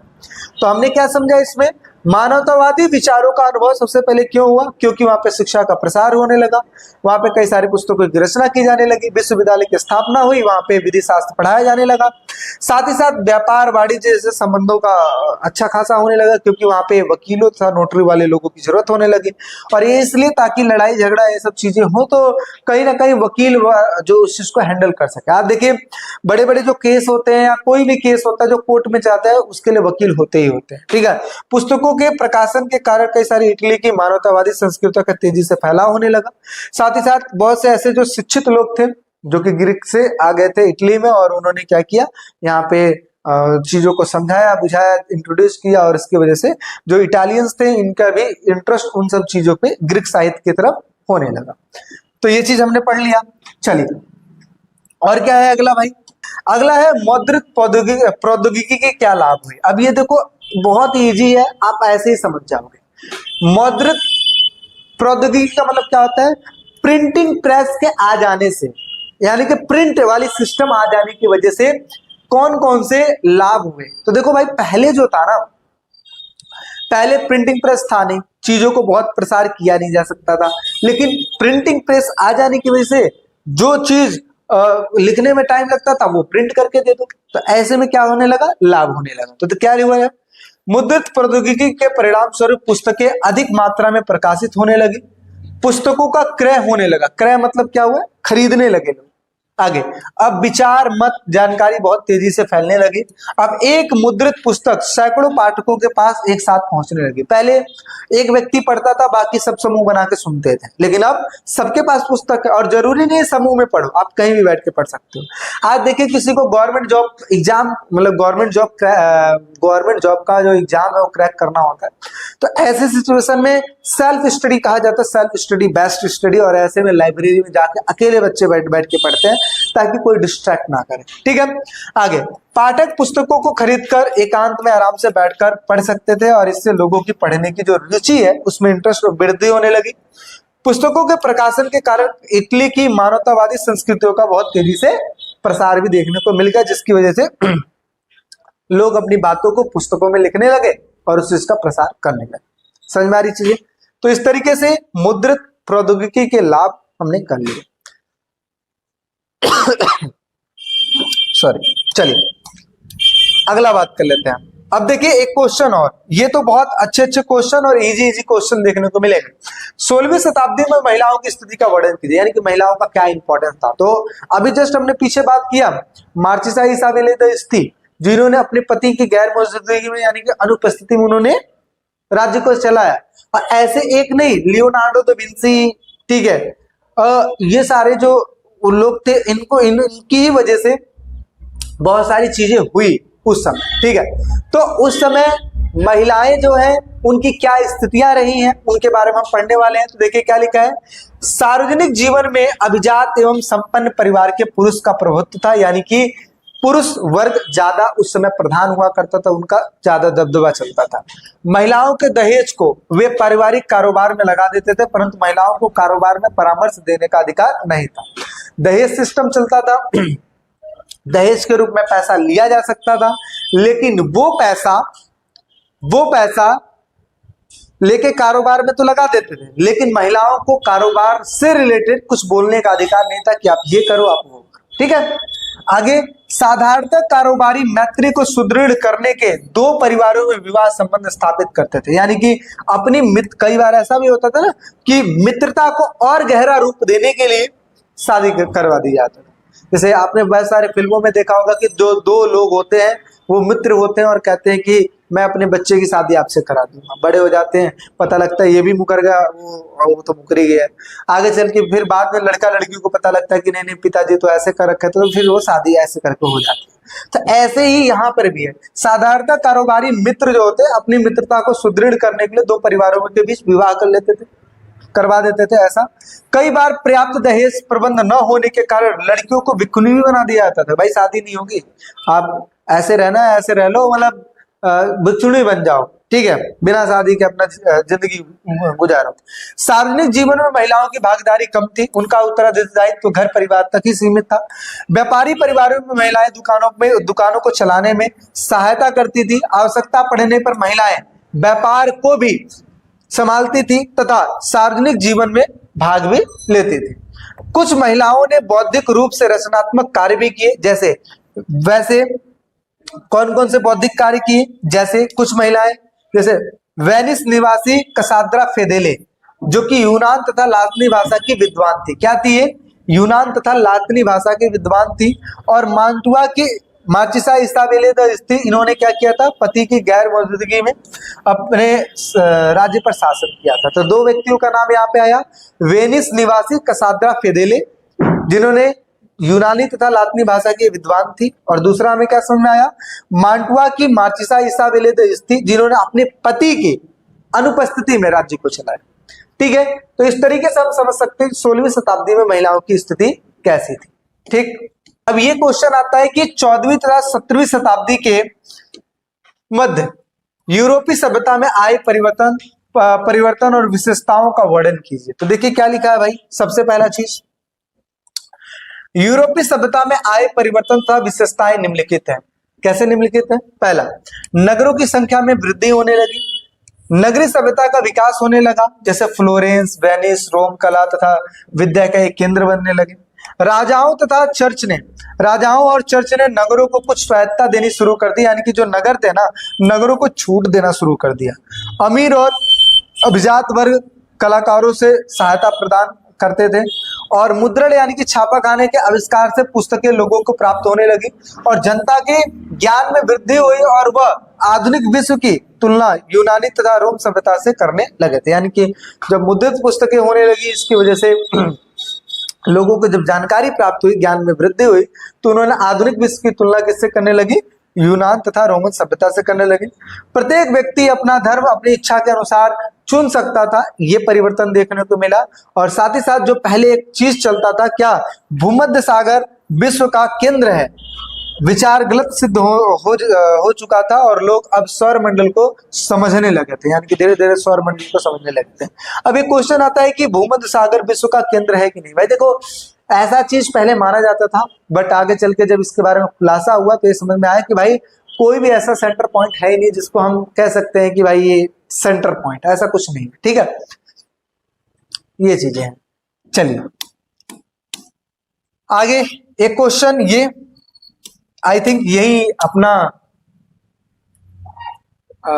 एक सेकेंड, ये हो गया। हाँ बस बस, ये तो नहीं है, यही अपना लास्ट है। ठीक है, देखिए क्या लिखा है, जस्ट वेट। हाँ ये हमने पढ़ लिया, ये पढ़ना है। क्या लिखा है कि ईसाई धर्म के अंतर्गत वाद विवाद क्यों हुआ, इसके क्या कारण थे। तो भाई देखिए, ईसाई धर्म के अंदर वाद विवाद के निम्नलिखित कारण थे। पहला कारण है कि धर्म ग्रंथों तथा सिद्धांतों के अलग अलग व्याख्या होना, यानी कि धर्म ग्रंथ और सिद्धांत जो है इनकी अलग अलग लोग व्याख्याएं करने लगे, इस वजह से वाद विवाद शुरू हो गया। जैसे होता नहीं है कि कुछ लोग कुछ और मतलब समझ रहे हैं। अब जैसे आप खुद ही देखिए, अगर एक पुस्तक दो व्यक्तियों को दे दी जाए पढ़ने के लिए, तो हो सकता है कि दोनों के अलग अलग विचार समझ में आए।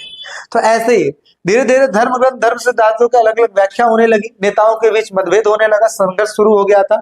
इसके अलावा कामुकता यानी कि लैंगिकता, जिसको सेक्सुअलिटी कहते हैं, ठीक है, सामाजिक न्याय जैसे मुद्दों पर अलग अलग राय होने लगा था। ठीक है, यानी कि लोगों की अलग अलग बातें होने लगी थी, अलग अलग राय होने लगा था कि क्या चीज सही है क्या चीज सही नहीं है। जैसे होता नहीं, कई लोग इंपॉर्टेंस देते हैं, वरीयता देते हैं लेडीजों को, कई लोग नहीं देते हैं। तो ये सब चीजें है ना। आगे यहूदी धर्म ईसाई धर्म के बीच भेदभाव होने लगा था, मतभेद होने लगा था। इंग्लैंड के टॉमस मोर तथा हॉलैंड के इरेस्मस के अनुसार चर्च एक लालची लूट खसोट संस्था बन चुकी थी और पाप स्वीकृति दस्तावेज की आलोचना की गई। पादरियों के अनुसार इस दस्तावेज से लोग धन देकर अपने पापों से छुटकारा पा सकते थे, और यह लोगों से धन लेने का एक तरीके से सरल तरीका था, और इसकी वजह से वो चीजों को लेकर ये सारी चीज करते थे। ठीक है, तो इन्हीं सभी चीजों की वजह से क्या हो गया, वहां पर वाद विवाद हो गया। अब देखते हैं कि क्या क्या परिणाम हुआ। तब वाद विवाद समझ में आ गया, पहला लोगों के अलग अलग विचारधारा है हर चीजों पर।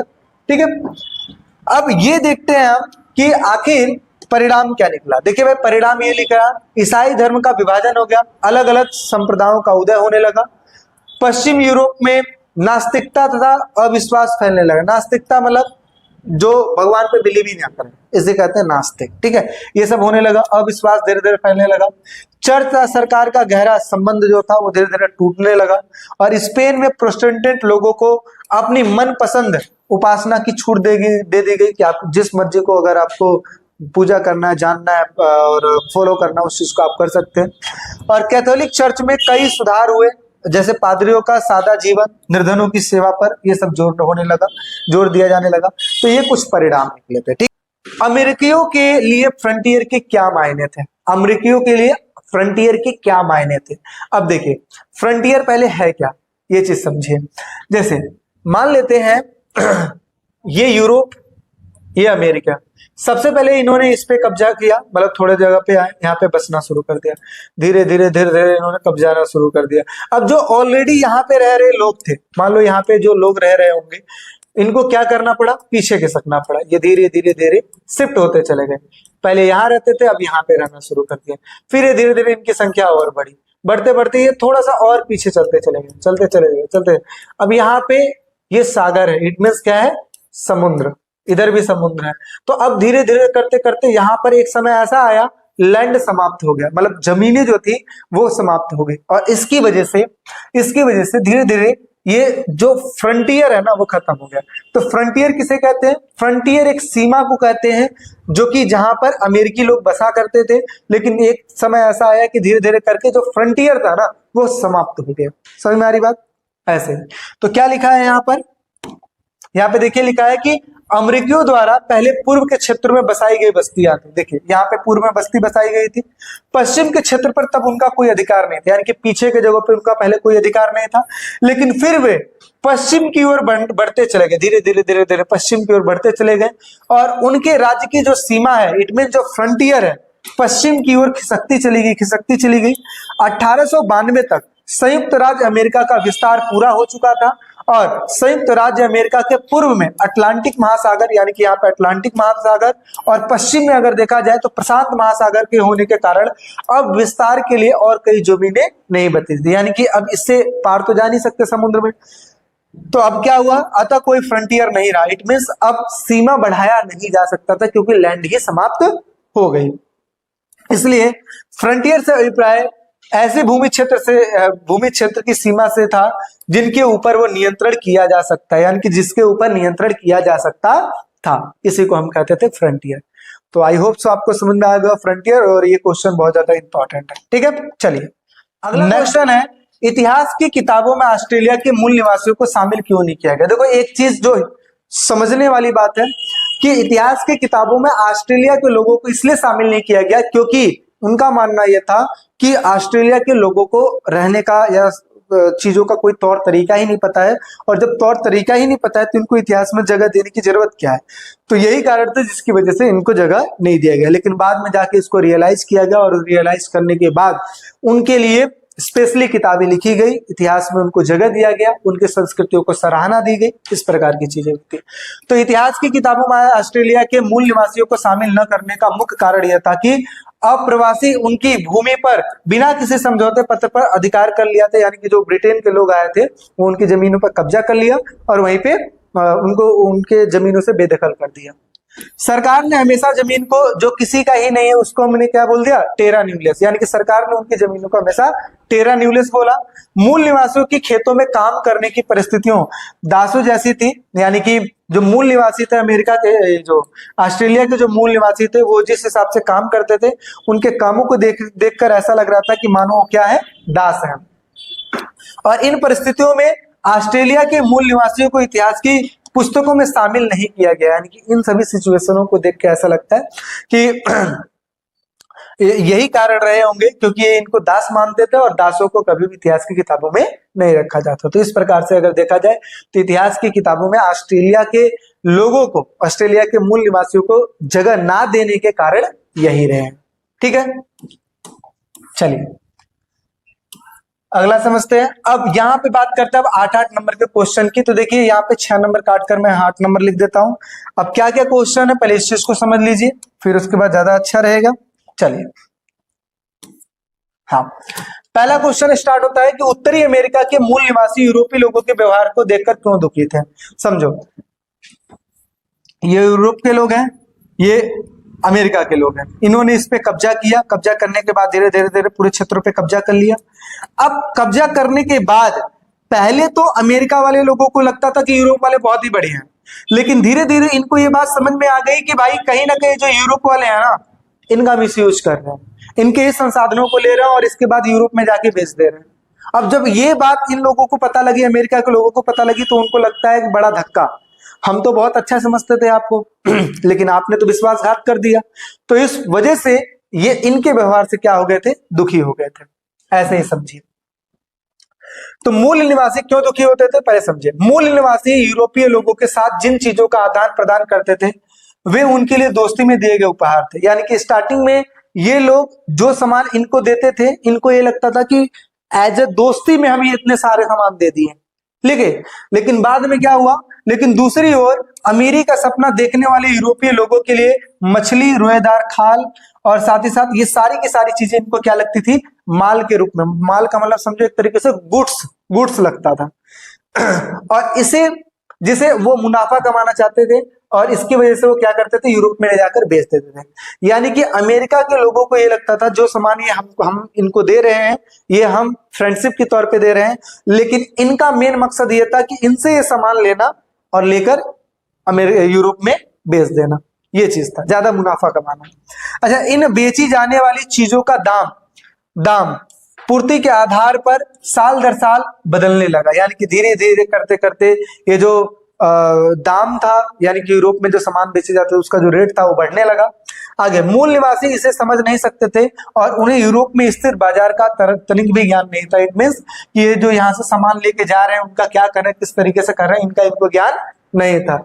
आगे, यूरोपीय व्यापारी मूल निवासियों की चीजों के बदले कभी तो बहुत सारा सामान दे देते थे और कभी तो बहुत कम देते थे। इसका मतलब क्या हुआ कि कई बार ऐसा हो जाता था कि मान लेते हैं कि अमेरिका के लोगों ने यूरोप को कुछ सामान दिया, तो वो जो सामान दिया तो बदले में ये भी कुछ न कुछ दे देते थे, तो कभी तो बहुत सारी चीज दे देते थे जिसकी वजह से अमेरिका के लोग खुश हो जाते थे, लेकिन कई बार ऐसा होता था कि वो बहुत कम सामान देते थे। इसका मतलब देखा जाए तो ये थोड़ी चीज देकर ज्यादा से ज्यादा चीज हड़पने की कोशिश कर रहे थे। आगे क्या हुआ, मूल निवासी यूरोपीय लोगों के लालच को देखकर बहुत ही ज्यादा दुखी हो गए, यानी कि धीरे धीरे अमेरिका के लोगों को समझ में आ गया कि भाई ये हमारा मिसयूज कर रहे हैं और फिर ये दुखी होने लगे। अच्छा, यूरोप वासियों ने रोएदार खाल हासिल करने के लिए अनेकों जानवरों को हलाला कर दिया, यानी कि हलाल कर दिया। इट मीन्स ये यहाँ से कई सारे जानवरों को ले जाने के लिए यहाँ पे हलाल कर देते थे, ठीक है, और रोएदार खाल लेके जाते थे यहाँ से। और मूलवासी इससे बहुत ही ज्यादा डरे हुए थे क्योंकि इनको ये बात पता था कि हम उतने ही जानवरों का शिकार करते हैं जितना हमें जरूरत है, लेकिन ये ज्यादा से ज्यादा मात्रा में ये यहाँ पर शिकार करते थे और इसकी वजह से ये लोग भयभीत थे कि आज हम इतना ज्यादा शिकार कर रहे तो कल की डेट में जानवर भी तो बदला लेंगे, तो तुम तो चले जाओगे लेकिन बदला किससे लेंगे, यहाँ पे रहने वाले लोगों से लेंगे। तो ऐसा ही है, क्योंकि उन्हें डर था कि जानवर उनसे इस विध्वंस का क्या करेंगे, बदला लेंगे। तो इस वजह से अमेरिका के लोग यूरोपीय लोगों से के व्यवहार से काफी दुखी रहते थे। ठीक है, चलिए अगले क्वेश्चन की तरफ चलते हैं। अगला क्वेश्चन ये भी बहुत ही ज्यादा इंपॉर्टेंट है, ये मोस्ट इंपॉर्टेंट में लिख लेना ज्यादा सही है। क्या लिखा है, गोल्ड रश क्या था और उसके प्रभाव का वर्णन कीजिए। तो देखिए भाई, गोल्ड रश क्या था, हुआ क्या, आगे चल के अमेरिका में एक जगह है चिरोकी कबीला, वहां पे कैलिफोर्निया मतलब चिरोकी कबीला है, कैलिफोर्निया में चिरोकी कबीला, तो वहां पे सुनने में आया कि वहां पे गोल्ड है, ठीक है, यानी कि गोल्ड की भरपूर मात्रा है। तो जब ये बात यूरोप में पता लगी तो खलबली मच गई, यूरोप के लोग पहुंचे, ठीक है, अमीर बनने के चक्कर में। तो जब अमेरिका पहुंचते हैं तो वहां पे उन्होंने क्या किया, वहां के कबीलों को वहां से हटा दिया, वहां पे फिर उन्होंने खुदाई करना शुरू कर दिया और वहां पे विभिन्न प्रकार के रेलवे लाइन और बहुत सारे मशीन उद्योग ये सब लगाना शुरू कर दिए और वहां से सोना निकालना शुरू कर दिया। और इसी को हम क्या कहते हैं, गोल्ड रश कहते हैं। गोल्ड रश यानी कि गोल्ड मतलब सोना और रश का मतलब समझे कि भीड़ होना, RUSH, रश भीड़ होना एक तरीके से, ठीक है। तो समझिए 1840 में संयुक्त राज्य अमेरिका के कैलिफोर्निया में सोने की खोज ने गोल्ड रश को जन्म दिया और ये उन गतिविधियों का नाम था जिसमें हजारों की संख्या में यूरोप से जो लोग थे अपनी किस्मत आजमाने के लिए कि भाई जल्दी चलते हैं अमेरिका में, हो सकता है कि हमें पैसा मिले, हो सकता है कि हमें मतलब गोल्ड मिले, इससे हम अमीर बन जाएंगे। तो अपनी किस्मत को आजमाने के लिए और शीघ्र धन कमाने के लिए कहाँ पहुंच गए, अमेरिका पहुंच गए। अब इसके प्रभाव क्या देखने को मिले, प्रभाव ये देखने को मिला, पूरे महाद्वीप में रेलवे लाइन का निर्माण कर दिया गया ताकि बहुत इजीली यहाँ से संसाधनों को ले जाया जा सके। इसके लिए हजारों की संख्या में चीनी श्रमिकों की नियुक्ति की गई, यानी कि चीनी श्रमिक को बुलाया गया। आगे, रेलवे के लिए सात समाज की मांग से उत्तरी अमेरिका में उद्योगों का विकास किया गया ताकि दूर दूर के क्षेत्रों को रेलवे लाइन से जोड़ा जा सके। आगे, बड़े स्तर पर खेती का उत्पादन करने के लिए यंत्रों का उत्पादन करने के लिए भी उद्योगों का विकास किया गया, यानी कि जो उत्पादन, जो प्रोडक्शन में जो यूजफुल मशीनरी है उसका भी उत्पादन किया गया। इसके लिए यहाँ पे उद्योग लगाए गए, नए नए औद्योगिक नगरों का स्थापना किया गया, बड़े बड़े क्षेत्रों को साफ करके, ठीक है, वहां पे खेती का विस्तार किया गया। 1890 तक जंगली भैंसों का अंत होने पर मूल निवासी की शिकारवली जो प्रवृत्ति है धीरे धीरे वहां पे समाप्त होने लगी, यानी कि जो पहले ये शिकार किया करते थे धीरे धीरे ये भी वहां पे समाप्त होना शुरू हो गया। आगे, 1892 तक संयुक्त राज्य अमेरिका का विस्तार प्रशांत महासागर और उत्तरी अटलांटिक महासागर के बीच पूर्ण होने के कारण अब पश्चिम की ओर विस्तार नहीं हो सकता था और इसी वजह से हम कहते हैं यहाँ पे फ्रंटियर खत्म हो गया। तो इस तरीके की चीजें प्रभाव देखने को मिली, किसकी वजह से, गोल्ड रश की वजह से, और इसकी वजह से यूरोप से काफी मात्रा में जो लोग हैं वो अमेरिका में आ गए थे जल्दी अमीर बनने के चक्कर में। तो ये हो गया भाई गोल्ड रश के बारे में हमने समझ लिया। सन 1970 के दशक में आई बदलाव की लहरों के कारण ऑस्ट्रेलिया के मूल वासियों के जीवन पर क्या असर देखने को पड़ा। इसका मतलब क्या हुआ, अभी तक आपने ये सुना कि ऑस्ट्रेलिया पे कब्जा कर लिया ब्रिटेनियों ने और फिर उसके बाद उन्हीं की जमीनों को टेरा न्यूलिस कर दिया गया, उनके साथ बहुत ही ज्यादा भेदभाव किया गया, उनके साथ दासों जैसा बर्ताव किया गया। लेकिन आगे चल के 1970 में कुछ बदलाव आते हैं और इसकी वजह से ऑस्ट्रेलिया के लोगों को महत्व दिया गया। तो क्या क्या बदलाव आए और किस तरीके से महत्व दिया गया, ये चीज समझिए। तो क्या लिखा है, बदलाव की लहरें। ऑस्ट्रेलिया के मूल निवासियों को नए नए रूप में समझने की चाह जगी, यानी कि स्टार्टिंग में तो ऑस्ट्रेलिया के लोगों को महत्व नहीं दिया गया, लेकिन आगे चल के इनको इंपॉर्टेंस दी गई, इनको इतिहास में जगह दी गई, इनकी संस्कृतियों को सराहना किया गया और इनकी जो शैलियां थी उनको ज्यादा सराहना दिया गया। ऐसा तो सबसे पहले इनको समझने की चाह जगी। मूल निवासियों को विशिष्ट संस्कृति वाले समूहों के रूप में देखा गया।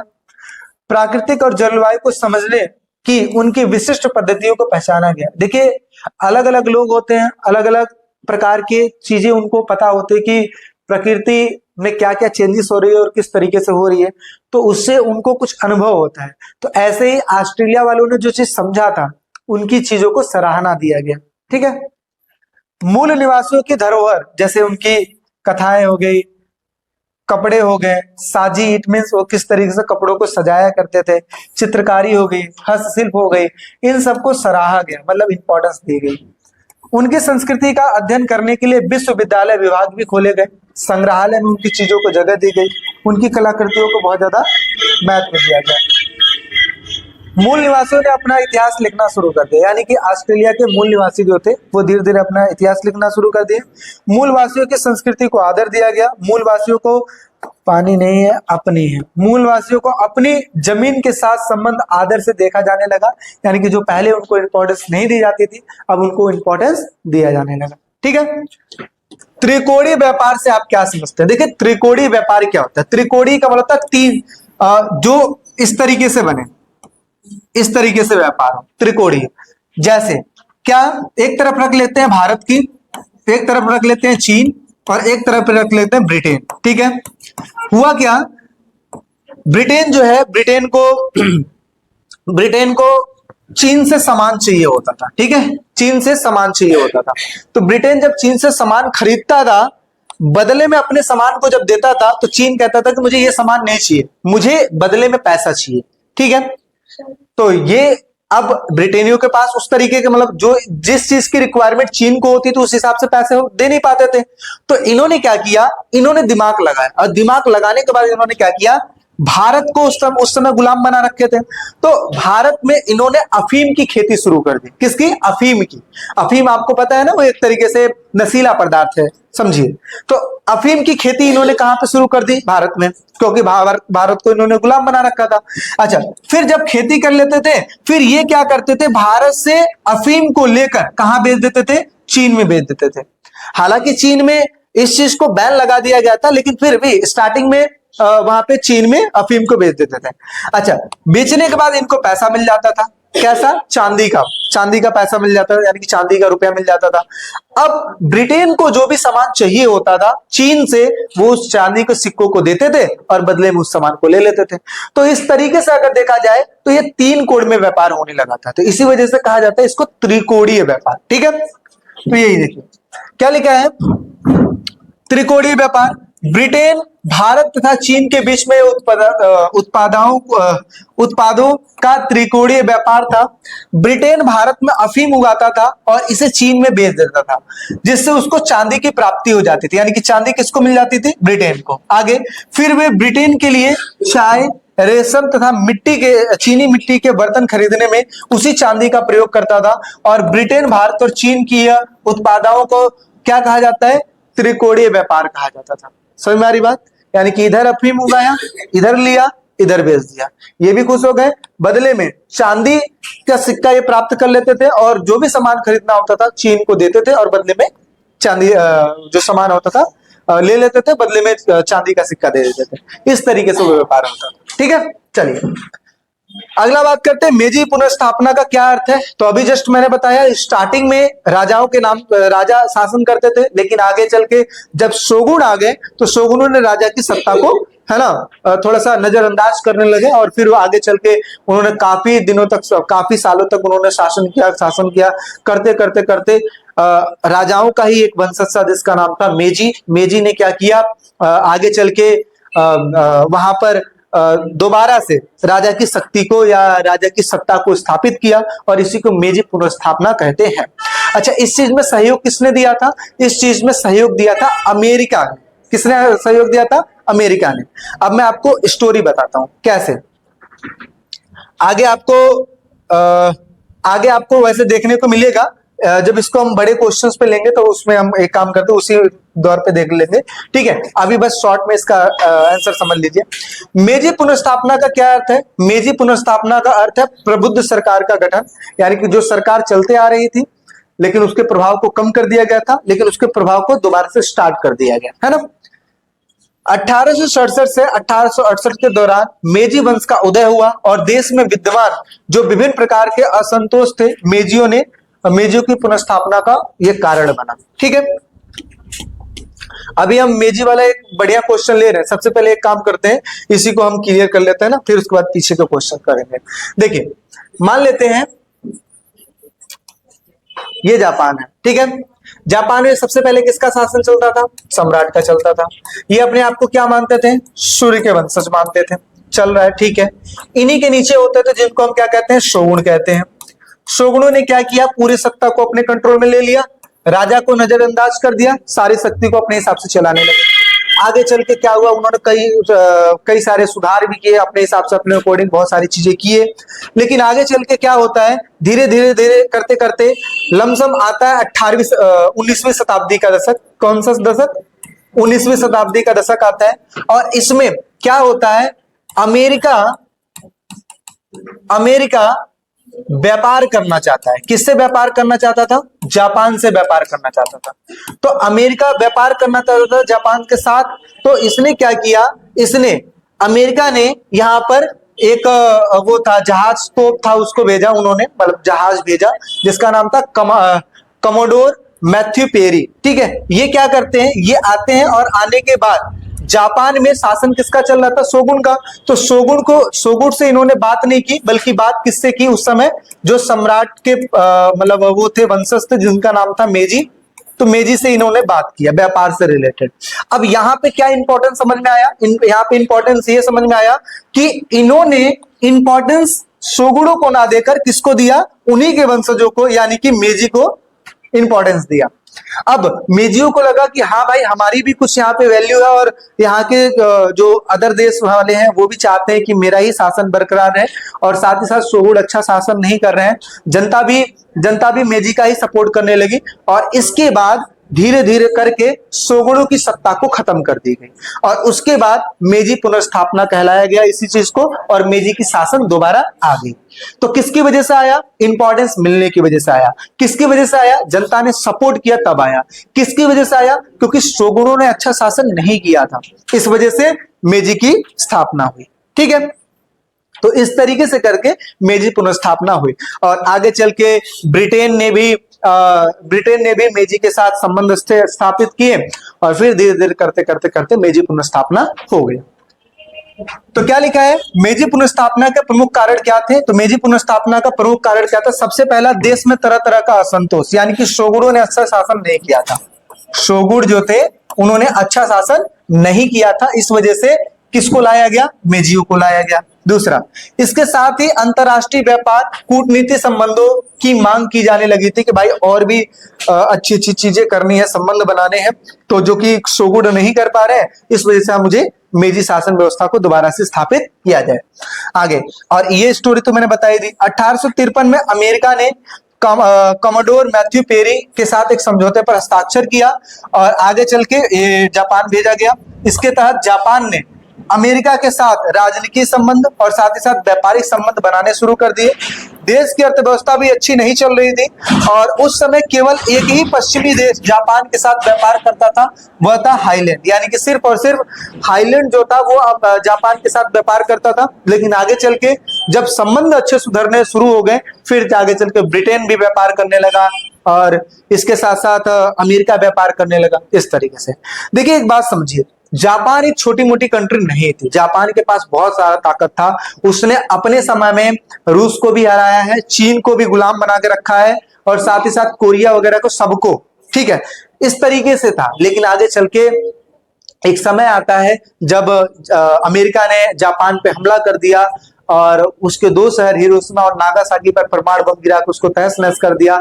और ऐसी सिचुएशन में इतना ज्यादा वो होने की वजह से जापान ने निर्णय लिया कि भाई सरकार अपने चीजों के लिए, व्यक्तिगत चीजों के लिए, या समझो कि कभी भी लड़ाई नहीं करेगी और हम अपनी सेना नहीं रखेंगे अगर कोई दूसरा देश हमें सपोर्ट करने के लिए तैयार हो जाए या ये जिम्मेदारी ले लेता है। तो अमेरिका ने उस चीज की जिम्मेदारी ले ली, ठीक है, और इस तरीके की चीजें हुई। लेकिन आप देखिए, हिरोशिमा नागासाकी पे बम गिरने के बावजूद भी आज जापान एक डेवलप्ड कंट्री में है। और शायद आपने सोशल मीडिया पे भी देखा होगा कि जापान बहुत ही अच्छी इंफ्रास्ट्रक्चर के साथ जी रहा है, इंडस्ट्रीज के साथ जी रहा है। आप सोनी को देख लिए, सोनी जो कंपनी है, टोयोटा हो गया, याकूल्ट हो गया, बहुत सी कंपनियां ऐसी हैं जो बहुत ही अच्छी तरीके से दूसरे देश में स्टैब्लिश है और अपनी चीजों को बहुत ही अच्छे तरीके से फैला रही है, ठीक है। तो इस तरीके से जो जापान था, जापान का व्यवस्था इस तरीके से हुआ और आगे चल के मेजी पुनर्स्थापना हो गया। दूसरा क्वेश्चन क्या लिखा है कि सन्यास सेन कौन था और उसके 3 सिद्धांत। भाई देखो, ये इंपॉर्टेंट है, बहुत ज्यादा इंपॉर्टेंट है, ठीक है। सन्यास सेन कौन था, तो क्या लिखा है, सन्यास सेन 1866 से लेकर 1925, ठीक है, यानी कि आधुनिक चीन के संस्थापक माने जाते हैं। और वे एक गरीब परिवार से थे। उन्होंने मिशन स्कूल में शिक्षा ग्रहण की थी और वो डॉक्टर की भी पढ़ाई किए थे। 1911 में माचू राजवंश समाप्त कर दिया गया और सन्यास सेन के नेतृत्व में गणतंत्र की स्थापना की गई। देखिए, कहा ऐसा जाता है कि जैसे हमारे देश के लिए जो महात्मा गांधी जी हैं, उन्होंने जिस तरीके से रोल प्ले किया था, उसी तरीके से सन्यास सेन ने चीन के लिए रोल प्ले किया था। इन्होंने माचू साम्राज्य की समाप्त करवाया था और साथ ही साथ ये बहुत ही गरीब परिवार से थे। इन्होंने अपनी शिक्षा बहुत ही निम्न स्तर से शुरू की थी, लेकिन आगे चल के इन्होंने डॉक्टर की पढ़ाई की और इस तरीके से मिशन स्कूल से पढ़ाई करके आगे चल के ये बहुत ही अच्छा खासा इन्होंने अपनी प्रसिद्धि हासिल की और माचू राजवंश को समाप्त करवाया चीन में। और उस तरीके से इन्होंने वहां पर गणतंत्र की स्थापना करवाई। और सन्यास सेन को इस नाम से भी जाना जाता है, किस नाम से, सन मीन चुई के नाम से भी जाना जाता है। आगे सन्यास सेन के 3 सिद्धांत भी हैं, जैसे राष्ट्रवाद, गणतंत्र और समाजवाद। राष्ट्रवाद मतलब एकता की बात की जाती है, ठीक है, एक प्रकार की ऐसी फीलिंग जो देश के लिए होनी चाहिए। दूसरे नंबर पे गणतंत्र, डेमोक्रेटिक पार्टी, डेमोक्रेटिक चीजें, है ना, जनता के बारे में सुनना, जनता के बारे में समझना। और अगला है समाजवाद, यानी कि समाजवाद इट मींस लाइक जो चीजें हैं वो गवर्नमेंट के अंडर रहेगी, गवर्नमेंट के लिए आपको काम करना, वो सारी चीजें इसमें आ गई। तो इस तरीके से इन्होंने क्या किया, इन्होंने सिद्धांत दिया और साथ ही साथ हमने ये भी समझ लिया कि ये थे कौन। अगला समझते हैं, मेजी शासन के अंतर्गत जापान में अर्थव्यवस्था का आधुनिकीकरण किस प्रकार से हुआ और पर्यावरण और उद्योगों के ऊपर इसका क्या इफेक्ट देखने को मिला। तो सबसे पहला चीज क्या हुआ कि देखो, सबसे पहले आपको हेडिंग बनाना है क्या, मेजी शासन के अंतर्गत जापान में अर्थव्यवस्था का आधुनिकीकरण कैसे कैसे हुआ, पहले इस चीज को देख लीजिए, ठीक है। जैसे सबसे पहला चीज क्या हुआ, कृषि पर कर लगाना। इन्होंने क्या किया, कृषि को पहले आइडेंटिफाई किया कि किसके पास कितनी भूमि है और भूमि के हिसाब से, उपज के हिसाब से उस पर टैक्स लगाना शुरू कर दिया। दूसरे नंबर पे जापान में रेलवे लाइन बिछाना, यानी कि जापान में रेलवे लाइन का विकास किया गया जिसकी वजह से व्यापार अच्छा हो पाए, ठीक है। जैसे टोक्यो से योकोहामा बंदरगाह के बीच पहली लाइन बिछाई गई थी जो कि 1870 से 72 के बीच में हुई थी। आगे तीसरी बात क्या लिखा गया, वस्त्र उद्योग के लिए मशीनों का आयात किया गया, यानी कि वस्त्रों का प्रोडक्शन करने के लिए मशीनों को खरीदा गया। मजदूरों का विदेशी कारीगरों से प्रशिक्षण, यानी कि ट्रेनर जो थे वो विदेशी बनाए गए या फिर अपने ही जगहों के अपने ही लोगों को विदेशों में भेज दिया जाता था पढ़ने के लिए, और ताकि वहां से पढ़ पढ़ के यहाँ पे आए और यहाँ की चीजों में सुधार करें। आगे विद्यार्थियों को पढ़ने के लिए कहाँ भेजा गया, विदेश भेजा गया। और साथ ही साथ आधुनिक बैंकिंग व्यवस्था का प्रारंभ किया गया। आधुनिक बैंकिंग व्यवस्था क्या होगा, मतलब कि एक तरीके से बैंकिंग सिस्टम, ताकि जैसे आप देखते हो ना, बैंक लोन लेना, लोन देना, ठीक है, मतलब लोन देने का काम, पैसा लेने के काम, साथ ही साथ अपने पास सेविंग अकाउंट में रखने का काम, इस तरीके की जो चीजें हैं, ठीक है, बैंकिंग प्रणाली शुरुआत की गई। साथ ही साथ कंपनियों को कर में छूट तथा सब्सिडी देने का भी काम किया गया और इसकी वजह से काफी तेजी से तरक्की हुआ जापान में, ठीक है। लेकिन इसका पर्यावरण पे भी इफेक्ट देखने को मिला। क्या क्या इफेक्ट देखने को मिला? तो सबसे पहला चीज, लकड़ी जैसे प्राकृतिक संसाधनों की मांग से पर्यावरण पर काफी विनाशकारी प्रभाव पड़ा। आप जितने ज्यादा पेड़ों को काटोगे उतना ज्यादा नुकसान आपको होगा, ठीक है, क्योंकि उसकी वजह से पर्यावरण इफेक्ट होगा। आगे क्या लिखा है? औद्योगिकरण के कारण वायु प्रदूषण, जल प्रदूषण, ये सब चीज क्या हो गया? बढ़ गया। कृषि उत्पादों में कमी का प्रमुख कारण लोगों का शहरों की तरफ क्या था? पलायन था। लोगों का शहरों की तरफ क्या था? पलायन था। यानी कि जो लोग हैं वो खेती ना करके अब शहरों में बसना शुरू कर देते थे, ठीक है, इस प्रकार की चीजें करते थे। तो इस तरीके से जो पर्यावरण है उस पर काफी इफेक्ट देखने को मिला। आगे समझ लेते हैं। अगला क्वेश्चन क्या लिखा है? 1870 के दशक में जापान में विद्यालय व्यवस्था तथा राष्ट्र के एकीकरण के लिए क्या क्या बदलाव किए गए और इसका विस्तार से वर्णन करना है। तो देखिए, सबसे पहले जापान में विद्यालय व्यवस्था को सुधारा गया, जिसमें लड़कियों के लिए, लड़कों के लिए पढ़ाई अनिवार्य कर दी गई। साथ ही साथ जिसकी भी उम्र 20 साल की हो जाती थी उसके लिए सेना में सेवा देना अनिवार्य कर दिया गया। तो क्या लिखा है? 1870 के दशक में जापान में नई विद्यालय व्यवस्था प्रारंभ हुई, यानी कि शुरू की गई। लड़के तथा लड़कियों के लिए स्कूल जाना अनिवार्य कर दिया गया। 1910 तक तकरीबन ऐसी स्थिति आ गई थी कि स्कूल जाने से कोई वंचित नहीं रहा था, यानी कि सबको स्कूल भेजा गया था, ठीक है। आगे, पढ़ाई की फीस बहुत कम कर दी गई थी ताकि सारे लोग पढ़ा पाए। आधुनिक विचारों पर जोर दिया गया था ताकि नई नई चीजें वो सोच पाए, प्रैक्टिकली चीज सोच पाए। राज्यों के प्रति निष्ठा और जापानी इतिहास के अध्ययन पर बल दिया गया, और यानी कि जैसे हम देखते हैं ना कि अपने देश के प्रति समर्पण की भावना, है ना, इस तरीके की चीजें। किताबों के चयन तथा शिक्षकों के प्रशिक्षण पर नियंत्रण, यानी कि टीचर भी बहुत ट्रेंड होने चाहिए जो उस चीज को पढ़ाते हैं। साथ ही साथ किताब कौन कौन से यूज करने हैं पढ़ाई के दौरान, ये सब चीज पर ज्यादा ध्यान दिया गया।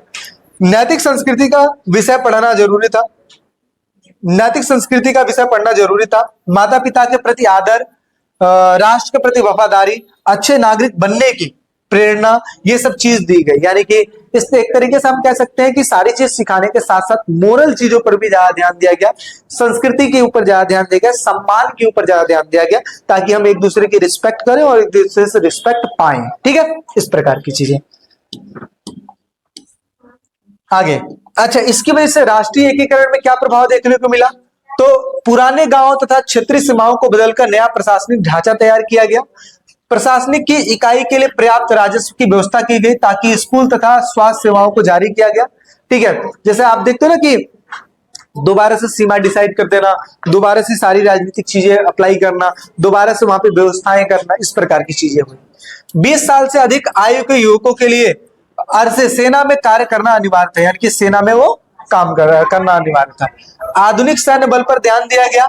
सख्त सेंसरशिप लागू कर दिया। सेंसरशिप मतलब समझो एक तरीके से ध्यान देना, बहुत ज्यादा रिस्ट्रिक्टिव ध्यान देना कि जो भी सरकार की जो नीतियां है, जो भी चीजें, उसको लोग फॉलो कर रहे हैं कि नहीं कर रहे हैं। अगर नहीं कर रहे हैं तो समझो वो जुर्म कर रहे हैं, ठीक है, उसके खिलाफ एक्शन लिया जाए, इस प्रकार की चीजें। नौकरशाही तथा सेना सीधे सम्राट के अधीन रहती थी, यानी कि सम्राट जो चाहता था उसी हिसाब से सारी चीजें होती थी, ठीक है। तो इस प्रकार की चीजें की गई। अब क्वेश्चन आता है कि जापान और चीन ने आजाद और आधुनिक राष्ट्र बनने के लिए बिल्कुल अलग अलग राहें अपनाई, इसको स्पष्ट कीजिए, ठीक है, स्पष्ट करना, बताना इस चीज को। तो देखिए, जब भी सबसे पहले हम जापान की बात करेंगे, फिर उसके बाद चीन की बात करेंगे। देखो दोनों, अब लास्ट वाले जितने भी क्वेश्चन मैं करवा रहा हूं ना, सब के सब इंपॉर्टेंट है, तो इस चीज को आप ध्यान में रखिएगा, ठीक है। क्या लिखा है? जापान अपनी आजादी बनाए रखने में सफल रहा और पारंपरिक हुनर और प्रथाओं को नए तरीके से इस्तेमाल करवा पाया। कुलीन वर्ग के नेतृत्व में आधुनिकीकरण ने उग्र राष्ट्रवाद को जन्म दिया और शोषणकारी सत्ता को बरकरार रखा। यानी कि देखा जाए, जैसे हमने देखा कि वहां पे जो शोगुनों का शासन रहा वो क्रूर भी थे और चीजों को करवाते भी थे, इस तरीके की सत्ता थी। लेकिन आगे चल के क्या हुआ? आगे चल के इन्होंने अपने ही बलबूते, अगर देखा जाए तो इन्होंने आसपास के क्षेत्रों पर भी कब्जा किया था, आसपास के देशों में भी कब्जा किया था। जैसे औपनिवेशिक साम्राज्य की स्थापना की, जिससे उस क्षेत्र में बैर की भावना बढ़ी, मतलब दुश्मनी बढ़ी। जैसे इन्होंने कब्जा कर लिया, चीन पे कब्जा कर लिया जापानियों ने, कोरिया पे कब्जा कर लिया, साथ ही साथ इन्होंने रूस पे कब्जा कर लिया। इस प्रकार के छोटे छोटे इलाकों में कब्जा कर लिया, मतलब छोटा तो इलाका नहीं कह सकते बल्कि बड़ा है, लेकिन बड़े हिस्से के छोटे से कस्बे पे कब्जा कर लेना, इस तरीके की चीजें आप कह सकते हो। ठीक है, तो इस तरीके की चीजें हुई। अच्छा, इससे क्या हुआ? इससे कहीं ना कहीं बैर की भावना बढ़ी। ठीक है, आगे पश्चिमी साम्राज्यवाद ताकतों की नकल करते हुए अपने हल स्वयं ढूंढने की कोशिश की गई। यानी कि इन्होंने क्या किया, पश्चिमी साम्राज्यवाद की ताकतों का नकल करते हुए अपने हल स्वयं ढूंढने शुरू किया। यानी कि खुद से इन्होंने सारा सॉल्यूशन निकाला और इस तरीके से इन्होंने अपना राज किया। नए और रचनात्मक तरीके से इस्तेमाल किए, जैसे नई विद्यालय व्यवस्था की स्थापना की, सम्राट के प्रति वफादारी, नैतिक शास्त्र पढ़ाना अनिवार्य कर दिया गया और निष्ठावान नागरिकों का निर्माण किया गया, ताकि ऐसे लोग जो कि अपनी पूरी निष्ठा रखें, किस चीज में? अपने देश के प्रति। ठीक है, ऐसे पूरी निष्ठा रखें। ठीक है, अब बात कर लेते हैं चीन की। तो चीन ने क्या किया? चीन में पश्चिमी तथा जापानी साम्राज्यवाद ने राजनीतिक तथा सामाजिक व्यवस्था को तोड़ने का माहौल बना दिया। तो सबसे पहले चीज पश्चिमी तथा जापानी, यानी कि दोनों ने ही अपना कंट्रोल कर रखा था चीन पे ना। आगे 19वीं और 20वीं सदी में परंपराओं को ठुकराया गया और राष्ट्रीय एकता तथा सुदृढ़ता पर ध्यान दिया गया। लोगों को अधिकार तथा सत्ता देने की बात शुरू की गई, परंतु वास्तव में केंद्रीकृत राज्य की स्थापना की गई। और जैसा कि हमें पता है कि आगे चल के लमसम 1911 के आसपास यहाँ पे जो चीन जो था, चीन में माचू साम्राज्य को खत्म करके वहां पर गणतंत्र की स्थापना की गई। दमनकारी राजनीतिक व्यवस्था को लागू की गई, तथापि शिक्षा का विस्तार किया गया, लोगों के बीच जागरूकता को पैदा किया गया और बाजार संबंधी सुधारों के द्वारा आर्थिक दृष्टि से ताकतवर बनने में सफलता प्राप्त की। यानी कि देखा जाए तो इन्होंने व्यापार पर ज्यादा ध्यान दिया, उसके सुधारों पर ज्यादा ध्यान दिया, आर्थिक दृष्टि को ज्यादा ध्यान दिया और इस तरीके से चीन ने और जापान ने अपनी चीजों को बहुत ही ज्यादा आधुनिकीकरण किया। तो आई होप सो आपको वीडियो अच्छी लगी होगी। वीडियो अच्छी लगी तो लाइक सब्सक्राइब जरूर करें और चैनल के साथ जुड़े रहिए। मिलते हैं एक नेक्स्ट वीडियो में। Take care, bye bye.